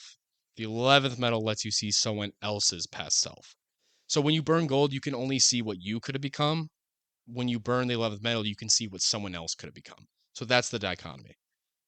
So Oh. like when she burned the 11th metal and she saw like the nobleman standing next to her, she was seeing what the Inquisitor holding her could have become. And obviously she saw what Rashek could have become if Rashek never took the power and stayed the Terraceman Packman, as opposed to obviously going down the path he went down. Okay. So that's still okay. So if that was Rashek, then it makes me wonder who was the original hero of ages. Yeah. The I Uh, mean, if Rashek has been the Lord Ruler for millennia, then clearly those journal entries were from a long time ago. exactly. So that means he's probably long dead, Yeah. Maybe. But yeah. I would assume. Yeah. But that means Rashek took it upon himself to take his place. So this place clearly okay. So my original thought is like he's staving off the world from being destroyed. Like he's keeping something that wants to destroy the world at bay, but he's going about it in a wrong way, which is what I feel is what the book is conveying to us right now. Rashek was using a tyrannical position to keep this thing at bay, when there's probably a better solution, which is probably what the original hero would have done. Hmm. But Rashek took the power, so it's like we got the bad ending. Hmm. That's what I'm thinking happened. Okay. But now that Rashek is dead, no one knows anything about that past self. So now the world is probably going to start being destroyed. And obviously, like with the Lord Ruler's last quote of being like, "You just killed me, and now you're screwed." Yeah. Yeah. And like, I mean, it's not bad writing that I called it pretty much how it was going to happen earlier. Right. That's not bad writing. That's Well, just, and also I've seen a lot of media, I also purposely only told you the information you needed. I will say that him being Rashek did catch me off guard. Like when you explained that, I was like, oh, that makes sense. And that's not what I originally thought. So, Yeah. And which is actually my favorite twist of this book is how they use that logbook to like, you assume it's the Lord Ruler, because that's what I'm saying. It feels so obvious. Like that is the Lord Ruler, obviously. And that's why when you originally were like, "Oh, that's not a great twist," but I like that they did that. Where yeah. like it's the Lord Ruler. But then Yes. that twist gets compounded at the very end where you're always like, "Wait, no, it's deeper. This actually isn't the Lord Ruler. It is someone else. Rashek was the Lord Ruler the whole time." And you're like, "Oh, that's cool." Yeah. I do like that. Yeah. Um, and I'm, I mean, I want to, like, what is going to happen to the world now that Yeah. Rashek is dead? I will say there is an epilogue. That's how, like, the book, other than the epilogue, that's how it ends? That's how it ends. Oh, shit. Yeah. Okay. Tell me this epilogue. The epilogue does wrap up some of the characters a little bit though. It is essentially another chapter, but it's short. So Vin, Marsh, and Sazed, it's starts off with their perspective. They've left Credit Shaw at this point. They're resting like on top of this abandoned building while the rebellion has nearly come to a close. And we learned that the rest of the crew lived, and they're currently setting up Ellen's new government. So Sazed then Sazed then explains a little bit about the Lord Ruler and what his theory. And he says that the Lord Ruler, being both an allomancer and a ferrochemist, which you also kind of caught on to that too. So that was cool that you did that. Was able to store his youth in a metal mind, burn it with allomancy, and then store the resulting increased youth in another metal mind, which were the bracelets that Vin pulled off. So you know how I kept trying to explain, like, you can't take your own life and add it to yourself because you're taking it from yourself. Yes. But he could, because when he took it from himself, he could burn it and then keep storing the excess. So he could basically keep using his own life force to keep himself immortal. And that's how he did it, because he was a ferrochemist and an allomancer. So when, Vin tried to burn that metal that was Sazed's metal mind, but it didn't work, the Lord Ruler was able to do this. And this is why he hunted and killed ferrochemists, like, and literally, like, did the whole breeding thing, cut off Sazed's balls. He did that in order to avoid, like, the hereditary traits of allomancy and feruchemy to ever mix. He didn't want anyone to ever be what he is. Yeah. So So classic tyrant. yeah, and they still don't know how the Lord Ruler became as such a powerful allomancer, or what the power he even stole was. And they don't know what the deepness that the hero spoke of in Or the the logbook, thumping in the or the mountains. thumping in the mountains. There's a lot of questions, yeah.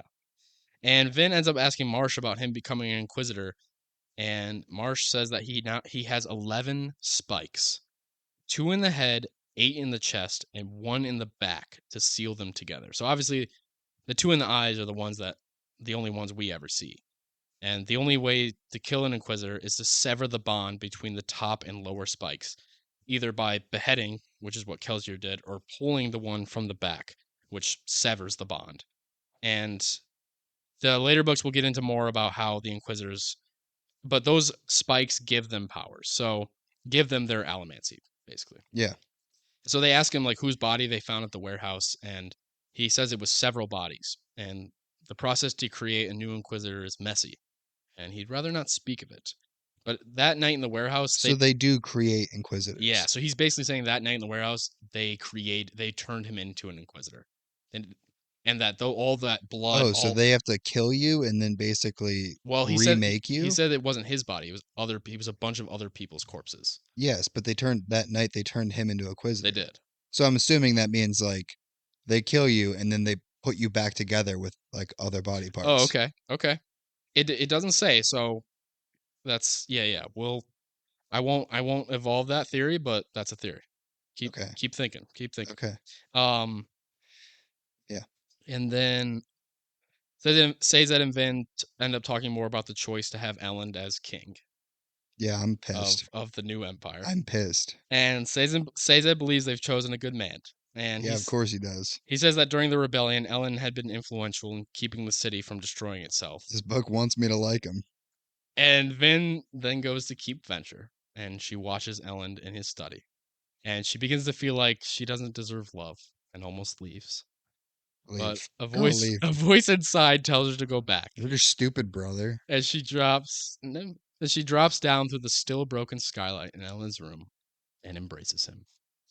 That's the end, man. Embraces him. Embraces him. What does Dude. embracing mean, dude? They hug. They have some words. She says a joke. I think she's like something about him reading books, something corny. But they have a nice little moment, and as like he holds her in his arms, and the book ends. Oh. Nearly perfect ending. You don't like Ellen as king? No, dude. Well, Dude, dude, I'm picturing.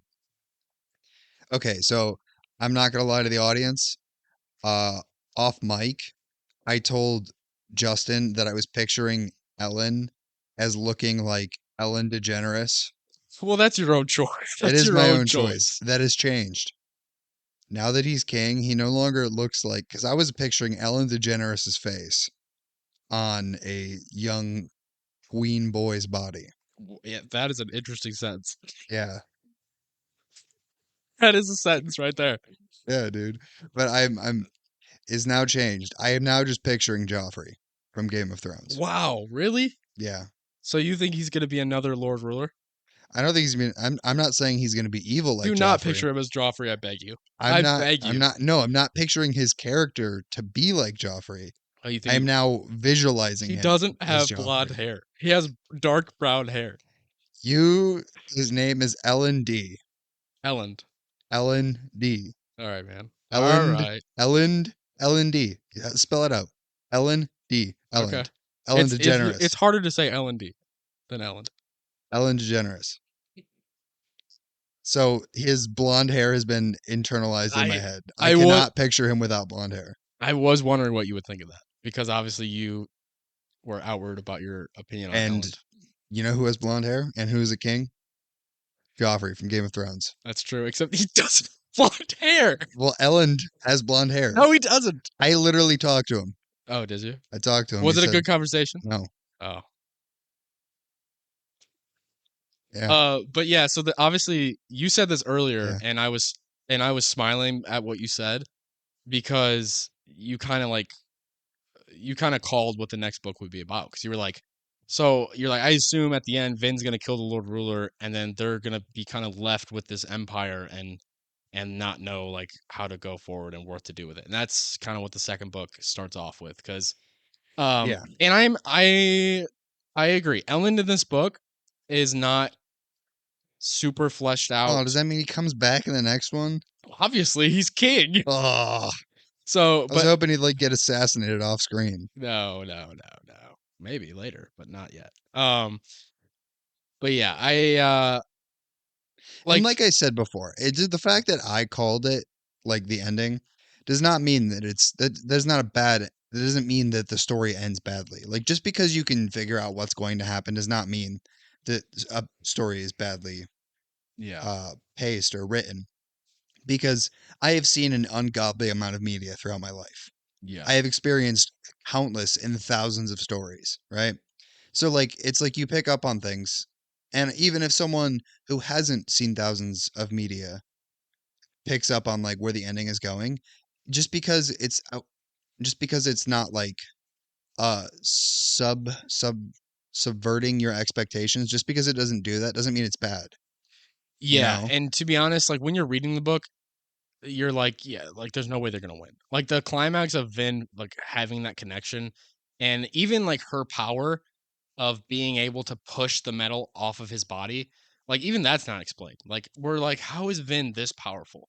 Yeah. Because there is She's got something to have some bloodline there's trait or something something. yeah there's something going on that's never revealed, so um but yeah, I get what you're saying, and Well, because I know that some, like, I've seen some movies or stuff where people go, "I called the ending 10 minutes in," and that's counted as a bad thing. And I've never thought that that's a bad thing. You know what I mean? yeah, Because it's like, okay, well, if it's done well, it doesn't matter. yeah, Like, sure, plot twist subverting the expectations ending can be good, but it can also be horrible. yeah. Because I'm trying to think of like something that does it badly. Uh, I don't know. Let's say I don't know. I can't think of one off the top of my Well, head. my biggest thing as reading this book, I was like, if they're gonna end this with killing the Lord Ruler, I don't want it to be cheap, and I don't think it was. I think it No. made sense. See, that's what I'm saying, is that just because it ended the way you think it was gonna end it, it's Yeah, how was it done? It's exactly, not, oh, this happens. exactly. Like Yeah, that's not the draw. The draw is how it happens yeah, that I think is good. Because I also like I said that earlier, but like when they're actually in the throne room, I'm like, there's I was with you. I'm like, how there's no way they're gonna win. That's like ridiculous. yeah, And I will say, I don't think it's cheap because the secret that the Lord Ruler was Rashek was so well hidden that anyone even knowing the name Rashek would have caught him off guard. yes, You know, yeah, like I could, even though you're giving me an abridged version of the book, I can get that yeah, because like of how well the secret has been hidden. And I mean, I guess you could like as the like even us as the audience member, I didn't get it. yeah. And the fact that Vin got it was genuinely intellectual. It was genuinely impressive And on I her love how part. the 11th metal actually ended up being the reason they killed him, Yeah.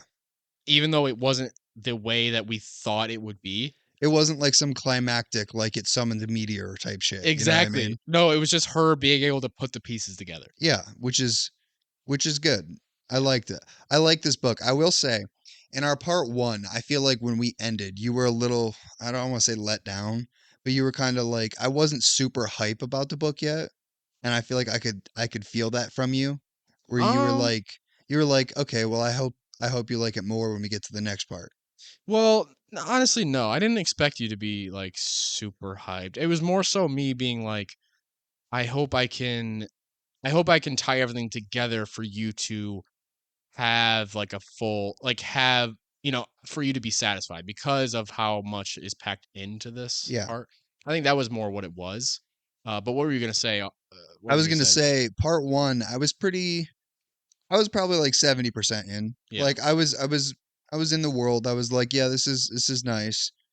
I wasn't like this is the greatest thing I've ever heard, but like I was like, yeah, this is cool. I like this world. yeah. Um, I don't love all the characters, but I like some of them. You know what I mean? This part ramp things up. Like you were explaining that Brandon Sanderson books are known for like giving you everything in the first half and then the last like The last third of the quarter book is is usually just just climax after climax. yeah, I see it.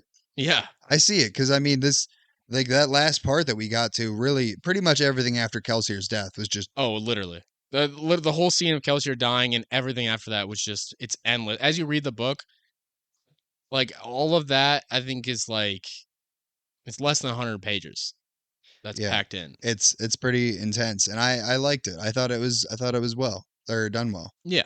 I'm glad you. I am very glad you liked it because that was I am excited to see where it goes because the most interested I was throughout our entire runtime, the most interesting parts to me was the stuff with the Lord Ruler, Rashek, and the end of the world.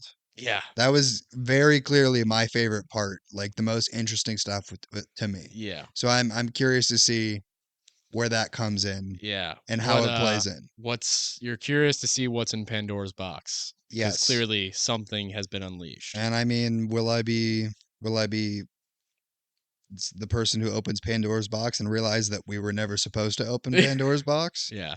Or will I open it and be like, yeah, it's pretty fire in here? And I'm interested because I knew you would not like Ellen becoming king at the end, and that is a thing that actually some people. There are other people who, if you only read the first book, though, I guess it's different because there's an entire trilogy. So I would, I'll. So I guess I won't say anything else because there's You'll two. allow it? Well, yeah. If you were to only read this first book, I feel like I feel like even when I read this book, I was like, Ellen is king, interesting. But the books are very aware and the characters are very the way the characters receive this and the way the next book delves into him being king is very I like how it's done, so I'm curious to see what you think. But that it's like I said, Like I said, even Ellen, when I only read the first book, I was like iffy about Ellen. Ellen was like, and if you read the book, his character would be a lot more fleshed out as opposed to what I've told you. yeah, I don't think any fleshing out would have saved him. You just don't like that he's a noble I just don't like him because you just don't like him. because I just don't like him. You don't like that He hasn't even done anything like viciously horrible that he hasn't done deserve anything horrible. no. He hasn't, I mean, other than existing, but Oh, he hasn't done anything worth condemnation. yeah. At least you So know that. But so I just you just don't don't like like him. him. Yeah.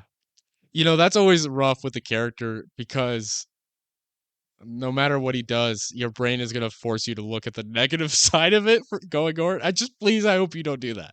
I'm not saying you need. We'll see. I'm not saying. I'm not saying you need to like change your opinions because yeah, people's opinions on characters in this book after the first one are a lot more skewed. Whereas a lot of people agree that the first book is an amazing book, but the sequels, some people have some issues with. So we'll see what you think. I am curious to see what I think as well. Yeah. But man, I'm glad you liked it. Yeah, and It was that's a the first in the trilogy. So the yep. next what's the next part called? Like the next book called? The Well of Ascension. The Well of Ascension. Yep. That's playing into my whole I think gods and like world-ending collisions are going to be more of a Yeah. thing. Two gods are thumping in the Two mountains. gods are thumping in the mountains, dude. Yep. Vanitas Athleticus. Yep. And I don't remember the other one. okay. I think it was Josias. Just oh yeah, I was referencing never mind. Yeah. I feel like I know what you're referencing, but all right, let's stop Can you yapping. guess? Oh, is it X? It's X. I was Yeah. referencing X. Yeah. I don't know why I referenced X because I kind of just said a name, and then when I referenced Benitez. I very clearly thought about it. Yeah. The first one, Josias, I didn't even think. XXXTentacion and Ben Affleck. Oh, you figured it out. Well, obviously.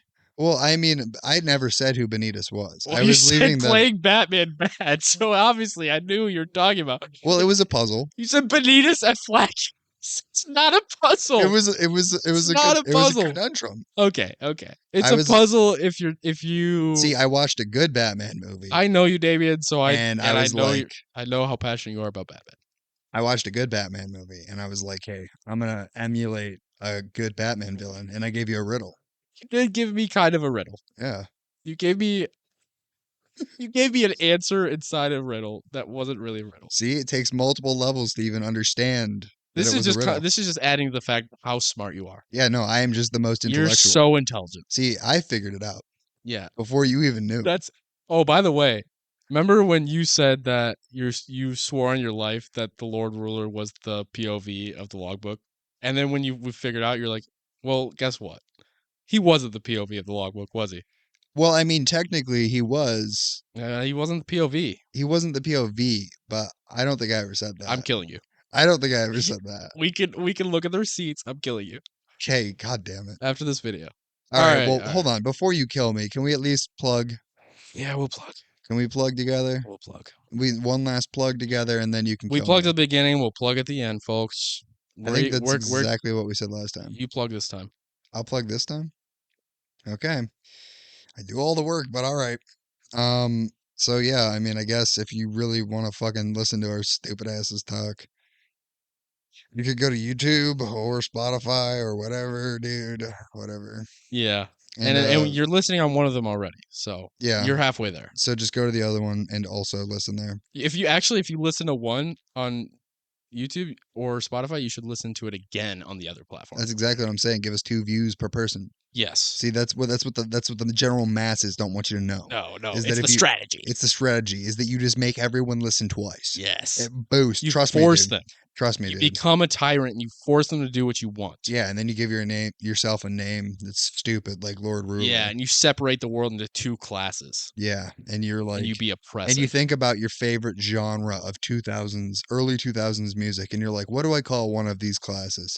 Oh yeah, my favorite genre of early 2000s music, ska. Yes, dude. All right. Okay, yeah, all right, we're done. Honestly, we're done with this joke. The bit is over. The bit's over. The video's over, dude. I'm I don't want to be here bit. anymore. I gotta fucking. I don't like fucking filming with you. Literally, we haven't even. I hate doing this YouTube channel. It's Spotify as well. All right, guys. Fucking PigPenPodcast. All right, good. We're leaving now. No, I didn't even say the name of the podcast yet. Sit there, shut your mouth, and look like a good little pretty boy that you are, dude. Listen. If the viewers have already watched the whole video, they probably know what we're called. Dude, all they have to do is scroll down and they... PigPenPodcast, no spaces. You fucking piece of shit. I was supposed to say that. I beat you. All right, well, you know what? If you want to listen to my dead corpse sit here while Justin talks to me, too bad, because next Friday, my dead corpse will be explaining Metal Gear Solid Peace Walker. Oh, yeah. Oh, we're shit. Back to Metal Gear. And then we'll be back to the Mistborn. All right. Alternation. Yep, like we said before, but it's every Friday. PigPenPodcast. Thanks for watching. Yeah, that's what's gonna happen. We'll see you next time. So I'm gonna say oink oink before he cuts me off. I was not gonna do that. Oink oink.